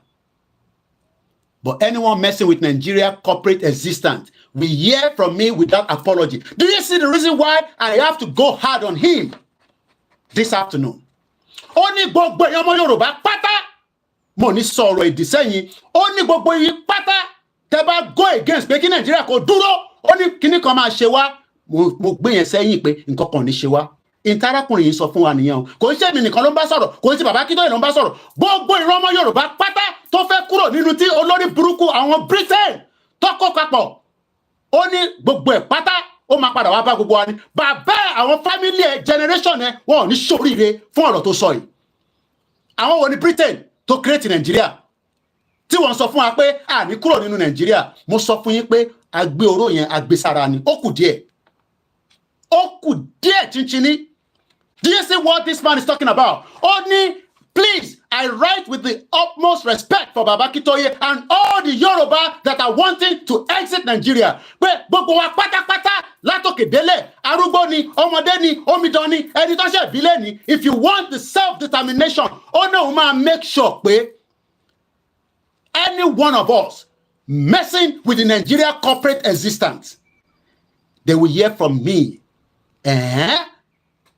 Ọmọ Yorùbá náà dé lélẹ̀ kò ní dá fáwọn ìran ẹ̀ àwọn ìran ò ní ṣoríire èmi Ọláyọmí Kóìkì ni mo sọ bẹ́ẹ̀. But we have one of our doctors that responded back, and I'm going to read that quickly before we go.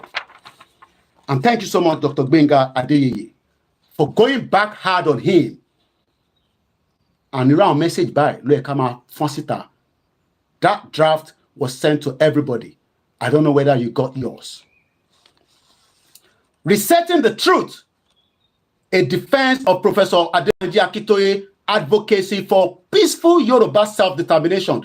Dear Mr. Abiodun Ishola Ladipo, your recent critique of Professor Senator Banji Akintoye, a venerate figure in the discourse of the Yoruba self-determination, is as perplexing as disheartening.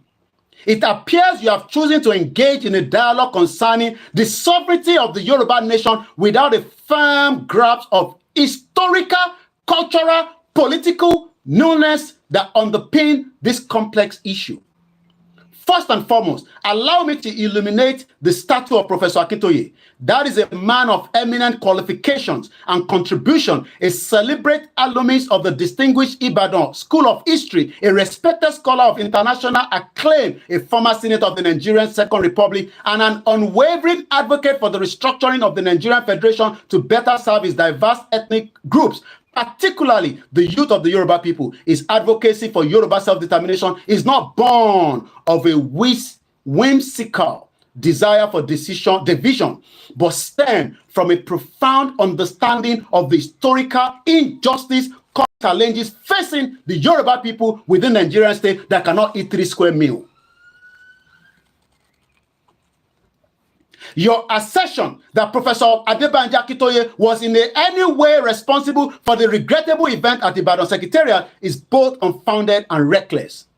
It is a gross misrepresentation of his lifelong commitment to achieving Yoruba sovereignty through peaceful and legal means. To insulate otherwise is to ignore the clear disavowal of violence by Professor Akintoye, and his principle stand on dialogue and legal process. Furthermore, your attempt to link him with the actions of individuals whose principles and methods diverge significantly from is a decisive to the truth. It is well known that Professor Adebanji Akintoye and individuals like Dupe Onitiri do not see eye to eye on many issues, including the method of advancing the Yoruba cause. This discrepancy in approach is crucial and cannot be overlooked by anyone genuinely interested in the interests of the movement of the Yoruba self-determination. Regarding Chief Dr. Sunday Igboho, it is evident that you have failed, and many of you will fail. But when you talk about against Oloye Igboho, àwọn alálẹ̀ Yorùbá wọ́n máa wà against gbogbo yín nítorí pé he stood at the appropriate time and is still standing for one peaceful means of Yoruba people from the existence of the contraction. Àwọn kan tẹ̀ tí màmá sọ pé ẹ kò bá dúró lọ́rọ̀ bólú Fúlàní ṣe ń pa wá. Ṣé Fúlàní inú gbọ́ nìkan ló pa yín ni? Economic wise, the Yoruba people have been destroyed by the same Fulani cabals. Many of us cannot survive it. So if you think that it's about today, I told you that my mom left Nigeria around 90s. Dollar was not 40 naira. Bomb bastard. These were women that were traveling with nothing less than $200,000 at any given point when they were going to do business. She knew that problem was coming in Nigeria. She left, leaving 4 children in Nigeria, sent them to boarding school, and here I am today shouting for self-determination. And some of you idiots will come here and tell me I don't know what I'm talking about. Oh, what are you doing in London? It's because my mom saw the vision that Nigeria was dead. So she decided to take that bold step as a businesswoman, as a secretary to the Mobile Lord, as at that time, had the privilege to remain in Nigeria, but she refused because Nigeria was going down in the 90s. Bomb bastard all over the place. Oh, what are you doing in the UK? It's because my mom saw the vision that Nigeria was not worth staying inside anymore. It is evident that you fail to appreciate the distinction between his advocacy for Yoruba right and the action of those who resort to violence. Chief Dr. Sunday Igboho's fight is for justice and the protection of the Yoruba lands and people from real and present danger. Are we not in danger? Are we not in danger today as Yoruba people? We remain in danger until we exit Nigeria.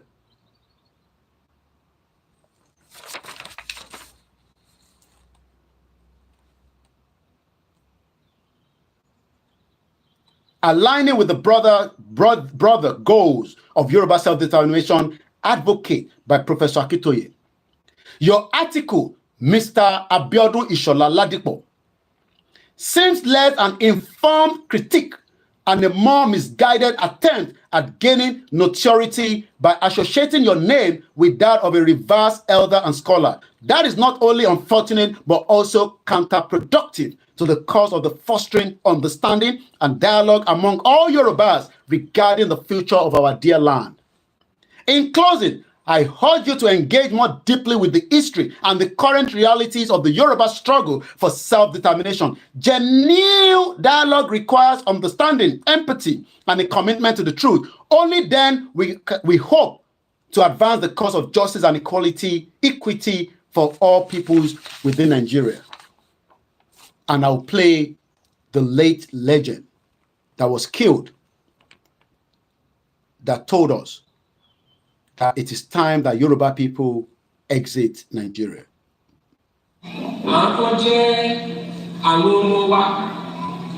Tí wọ́n ní iṣẹ́ dáadáa lọ́wọ́ tó jẹ́ pé inú wa sì dùn wípé Ọlọ́run bùkún ọ̀pọ̀lọpọ̀ wọn ti bá ọkàn wọn dá májẹ̀mú wípé ní agbára Ọlọ́run by 2000 AD òmìnira máa dé fúnlẹ̀ káàkiri òmìnira. Èmi sì mọ̀ dájú wípé Ọlọ́run Oòduà, Ọlọ́run Ọ̀rànmíyàn, Ọlọ́run Ọbáfẹ́mi Awólọ́wọ̀, Ọlọ́run Adékúnlé Ajáṣin, amúwadé ilẹ̀ tuntun náà níbi tí ẹ̀gbin, ìyà àti ìrẹ́jẹ kò ní sí fún ọmọ káàárọ̀ òjíire mọ́. Tàbá sọ̀rọ̀ nípa ilẹ̀ ìlérí tí a fẹ́ lọ yìí. Àwọn tí ọ̀rọ̀ òye wọ́n máa kù bí egbére.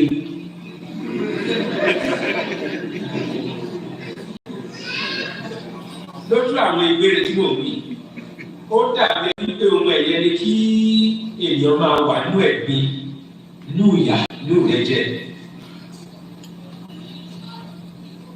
A bá sì fojú wo kì í ṣe àwa Yorùbá nìkan ni à ń jẹ ní Nàìjíríà. Bí Yorùbá ti bọ̀ wọ́n ní àrùn tó ń ṣe ogójì náà ló ń ṣọ̀ọ́dún. Ohun tó ń ṣe Abọ́yadé ńkọ́ o. Ìyà tó ń jẹ Ṣógbọ̀n l'Abẹ́òkúta ńkọ́. Òun náà ló ń jẹ Súlè ní Kòńdàgbò.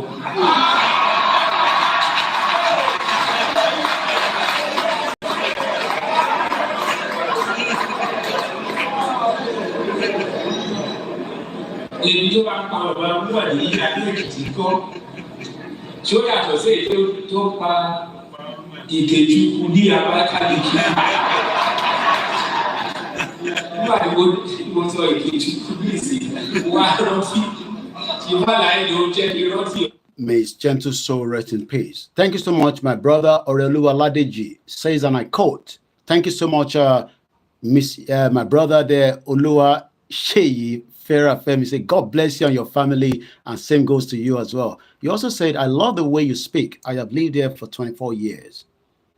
And that is why a bit of accent is in there. But I love my Yoruba, even though I might not be able to speak it properly.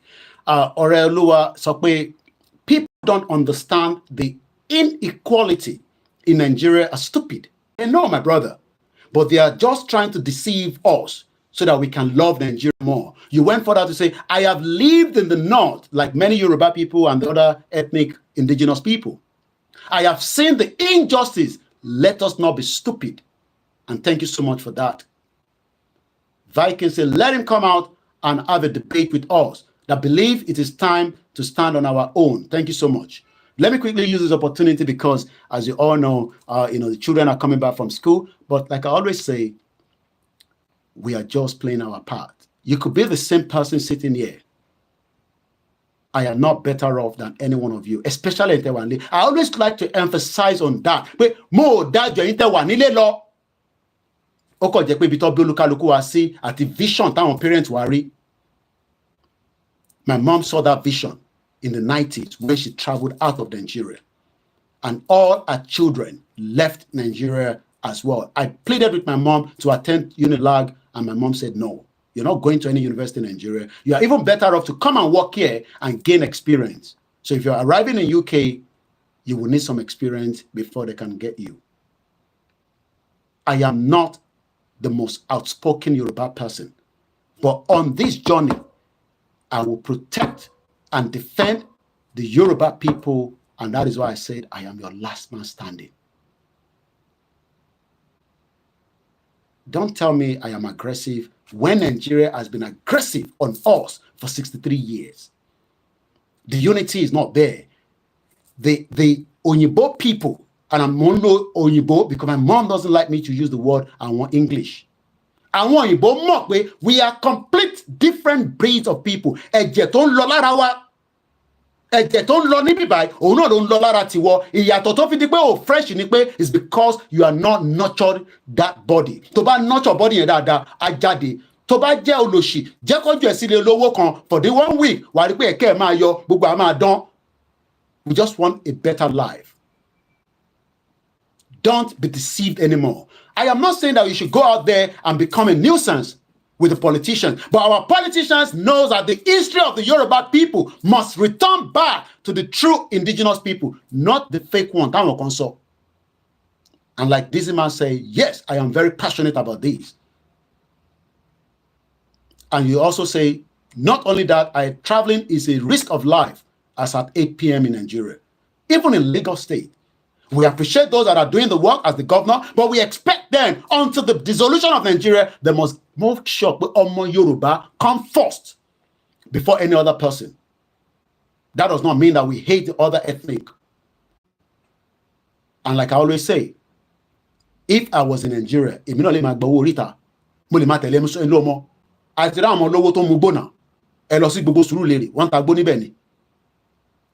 but what we are saying is that there is no unity called Nigeria. It is completely gone. And I'm just waiting for that call. As soon as I get that call, I'm going to shut it down. But it's always better to shut it down before that call comes in. But maybe, just maybe, we should just listen to this man, the late Obawa Jani and Sopobaku. It was a privilege to follow Igboho to the palace. Ní yàrá ọba gangan tó sọ àwọn kankan fún mi tí mo dẹ̀ rí pé yes lóòótọ́ ní Nàìjíríà máa lọ. It is time that we go. But don't be deceived by anybody. My friend Mr. Koiki, do not let anybody shakama and you. You know, get critical as, are you sure? Are you really sure that I don't have the accent? Can you literally say, I don't have the accent? I'm sure you know that. If I have to travel and come out to the country, there's a way that I will now understand what they are saying at the airport as against when I arrived 24 years ago. Because 24 years ago, everything I said, I don't even know whether it was tally with the visa. I just said yes, yes, yes. But they stamped me in. But this time around, each time I return back to UK, the first thing is immigration officer asks me, where are you traveling from? You will not understand that because I'm just returning back from Nigeria. I had a great time there. That was when I used to be. I think, when I don't jump, I'm a you know, when you're coming back, as soon as you arrive, that energy just changed. And that's why some people still think that Nigeria is a good country. It's not Nigeria, it's our territory. Amala Shita, Amala this, Amala that. I know that. And what I always say to the immigration officer, and it's just a tip for you when you're coming, just say that I have missed fish and chips. With the peas. Have you ever been here before? No, but I've been told about you're coming for the first time with a visa. Just say that I look forward to the fish and chips. I'm not because Oyinbo gidi to ba wa lo ole ma je Oyinbo Korea, our Nigerians, Africans, our Asian, we're not sharing immigration, and I'm just, we finished the program. I'm just, adding this to it. Àwọn yẹlé máa wò pé àbúwé rèlé kí ní kàn mí pẹ̀lú fish and chips. But tó bá róyìnbó gidi, tó wá jágbàlagbà, ṣáà sọ fún pé I can't wait to have fish and chips. Where's the best place to have it? Wàláì, a kò lo visa ẹni kò ní wò nǹkan kan mọ́.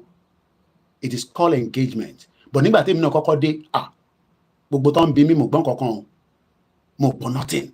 Òtútù tó mú mi ni pé don't even though èmi lọ gba visa fúnra mi ní l'Abuja. I went to the British High Commission in Abuja to get the visa myself. I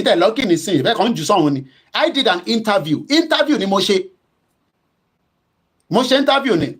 Many people want me to talk about immigration, but I always have the time to do so. But we are solving a lot of our people that are arriving. Like I said, I don't have money to give you, but if you enter this country and you say you're not going anymore, call me. I'll tell you what to do. It's not for social media. It's a private conversation. Mo dúpẹ́ lọ́wọ́ àwọn tí à ń pè. As at last night, I was still dealing with some problems. Many Nigerians that are arriving, some of you will settle down quickly, while some of you will struggle. Ó ní ọ̀kan tó dé tó ń struggle díẹ̀, but I think settle it down. Mo kí àǹtí mi l'Amẹ́ríkà. Mo dẹ̀ kí àǹtí mi kan tí mo pè lánàá. Even those that are still within the Nigerian community, is a press of a call to them. Because mo ṣe bàjẹ́ nínú Nigerian community. I was serving the Nigerian community for 10 years without being paid. UK is a good place if you have the privilege. Don't let anybody tell you, oh, don't come to UK. Tell that person to return back to Nigeria. They're born bastard. But one thing is, for how long are we going to be outside? That is the question. There's a lot of things that needs to be done. I just want to go and live in Ijebu-Ode, but I don't want to live in Ijebu-Ode where I am having the conversation like this and the police is coming into my door because what disagree with me. How can I join the Nigerian community? If you live in the UK, get in touch with me. Find my number from my website. I'll connect you to the Nigerian community. And it's good to be part of the Nigerian community because Nigeria is still operating, okay? Until we finally dissolve Nigeria, then everybody go their separate ways. It is called the Central Association of Nigeria in UK, under the chairman of Ayo Akinfe. Check him out on Instagram. He put 10 bullet points for the last 10, 15 years I've known him. If the government had made use of one of his bullet points, maybe the country would have moved past where it is today. And they have a lot of different sectors. They have Egbe Ekiti, Egbe Oyo, and all that, Ijebu-Ode and all that. But the problem is I have just decided not to find myself in that community anymore. But there's a lot of Yoruba community in UK as well that you can be part of as well. So just reason let me wind the program down. Thank you so much. If you're new to the platform, I know many of you are new and I read your comments, but don't tell me I am aggressive. I am not terrorist. Benny, like I said, I worked in the community. And to know mommy, you can try to play hypocrisy. Sometimes I see people on the street, maybe because they're APC. I'm not fighting APC. If you're APC, you have the right. I have done media work for them. Some I got paid during when Buhari was there and when they were still doing their own. Sometimes they call us PDP. Even Showore. I mean, I didn't get money from Showore anyway because I thought Showore was going to be president. I was expecting Showore to be president, but Showore for Showore now. Showore was in my studio. We were all at the university, East London University. And I just showing by on the platform. And I came to Nigeria to follow up with the convention of Showore in Ikeja. Please, I'm aggressive. I'm not. Boko Haram are the ones aggressive. Every Lebanese that is playing don't forward palori terrorist. That's why I refuse to go back on TikTok, because for the fact that TikTok can remove me because I am saying the truth and then they allow terrorists to continue to operate. I don't know whether they are taking down their pages, but all the videos I'm seeing is coming from TikTok, where a terrorist omba enitofunity to machine Zamfara. I'm sure some of you have seen the videos. We feel your pain. But the only way we can do it now is not by any more election. Election cannot solve the problem. Let's come back to the reality. So let me just appreciate many of you that have joined us. Thank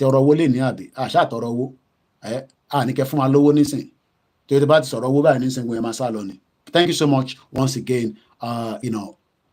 Did I start the Twitter space? I did not. But at least we had the Twitter there. Thank you so much, all my 71 people who did there.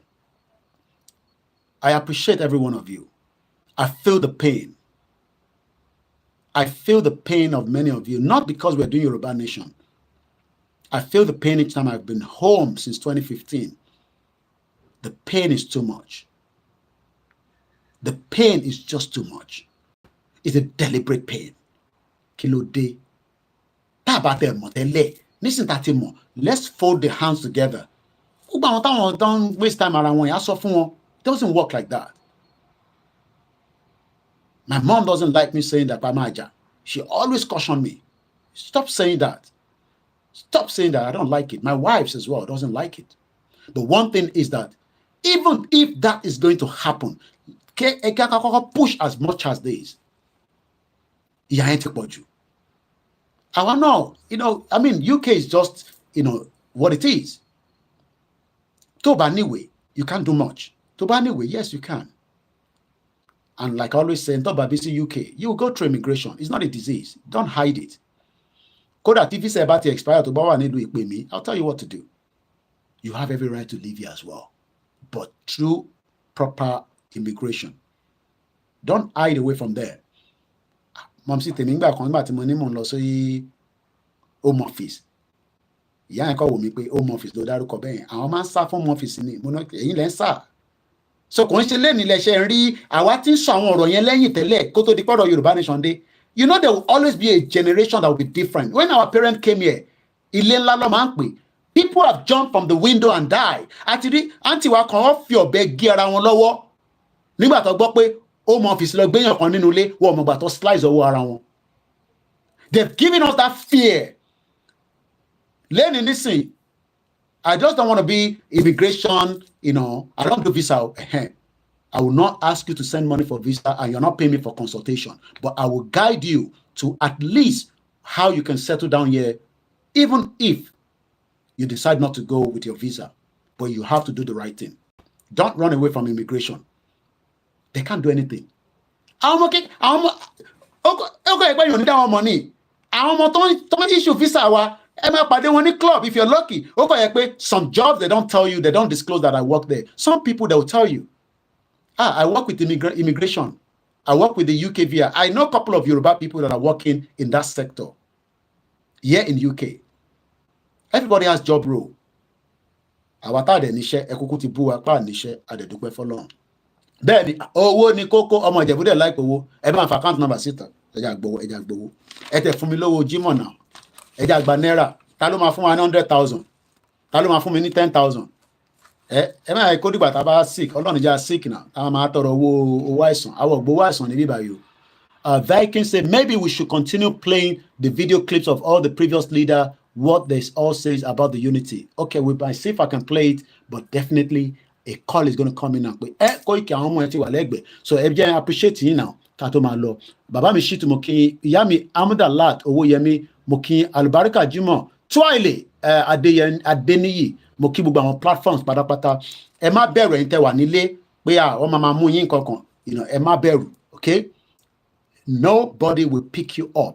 Even àwọn ọmọ mi náà pè mí àwọn ọmọ tó bá mi ọ̀gá ṣé mo sì lè máa wọṣọ Yorùbá mo ní no why not ẹ máa wọṣọ Yorùbá Nation kò sí nǹkan kan tó máa ṣẹlẹ̀ kì í ṣe terrorist àdé ń ṣe criminal. Mr. Bamidele Mohammed mo kí yín Gani ta ló máa mú juice mi tó kù ṣe máa mú kí n pass it through social media.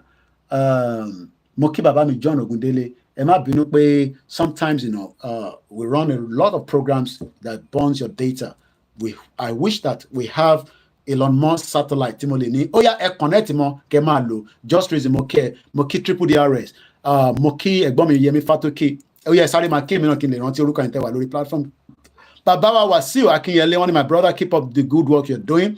Those of us who believe in the struggle will continue to pray for you. Mo kí ẹ̀gbọ́n ìyá mi Ọlájire Koka mo kí àǹtí mi náà Jíire Joseph. I know many of you expect me to say certain things. You're expecting me, but olórí kunkun ni mi. I just sometimes don't want to.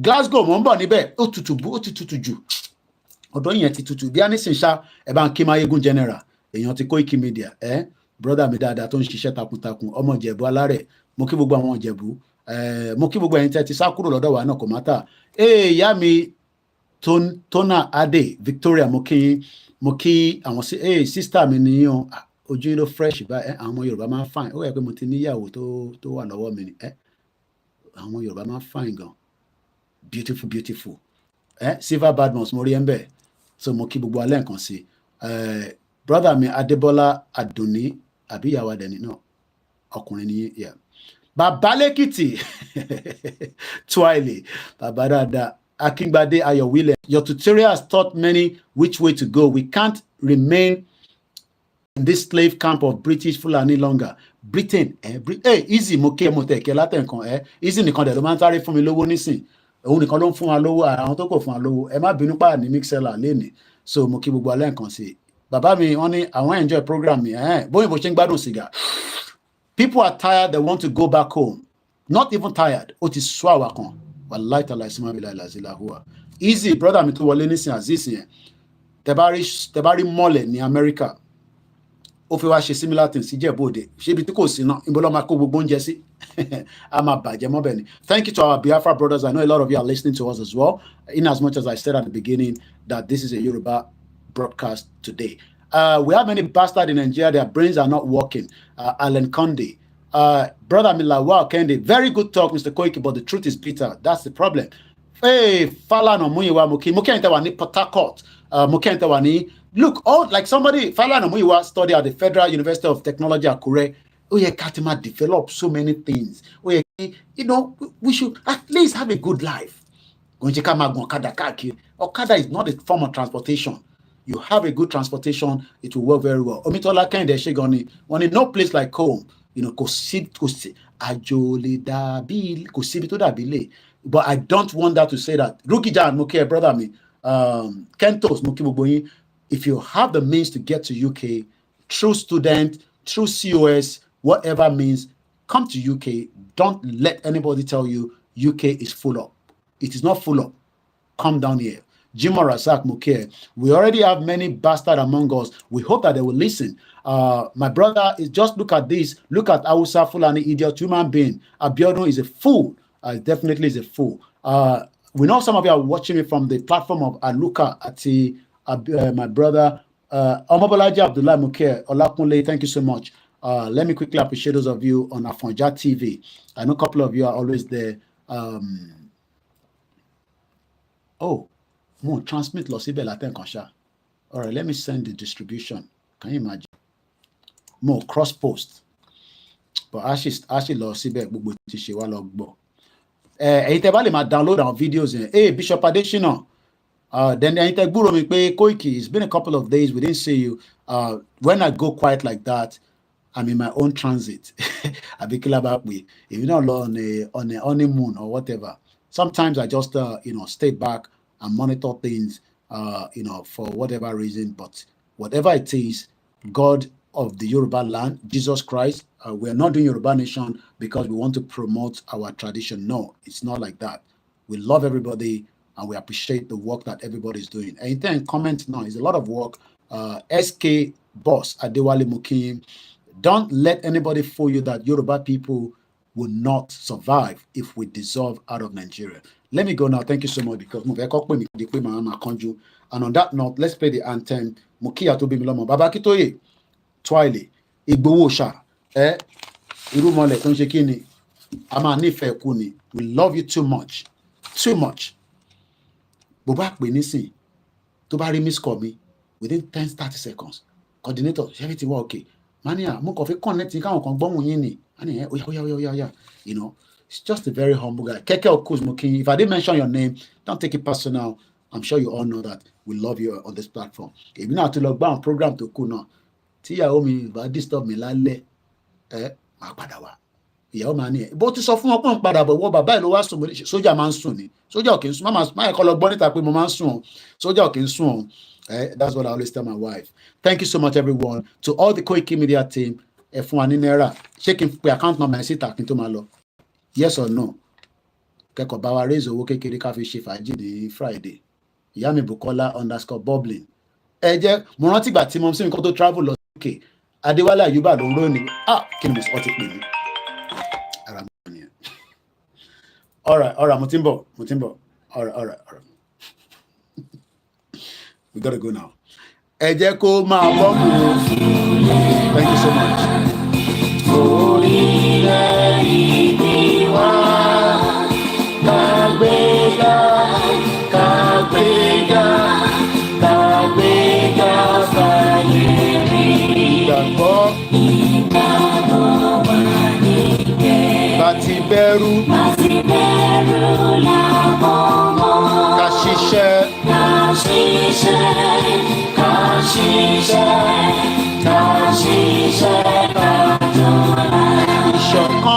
Ìṣọ̀kan àtòmìnira ní kẹ̀kẹ́ ká máa lè bá tẹ̀síwájú fọ̀pọ̀ ire àtòwò tó ọmọ Odùduwà ọmọ Odùduwà ìjọ kan máa wà tó máa gba gbogbo àgbáyé lọ lágbára Elédùmarè. Àwa ní ìmọ́lẹ̀ gbogbo adúláwọ̀. Àwa ní ìmọ́lẹ̀ gbogbo adúláwọ̀. Gbogbo adúláwọ̀. Ẹ jẹ́ àpà káùntì ẹ̀ka tó lọ 30, 96, 80, 88, 48. Ṣe ẹ gbọ́ dáadáa. First Bank Ọláyọmí Kóìkì. Èmi náà ni 30, 96, 80, 88, 48. 3096 80 8848. Màmá retí yín o. Ẹ lè share receipt pẹ̀lú mi. One love. Thank you so much. God bless Yoruba land. Bye for now.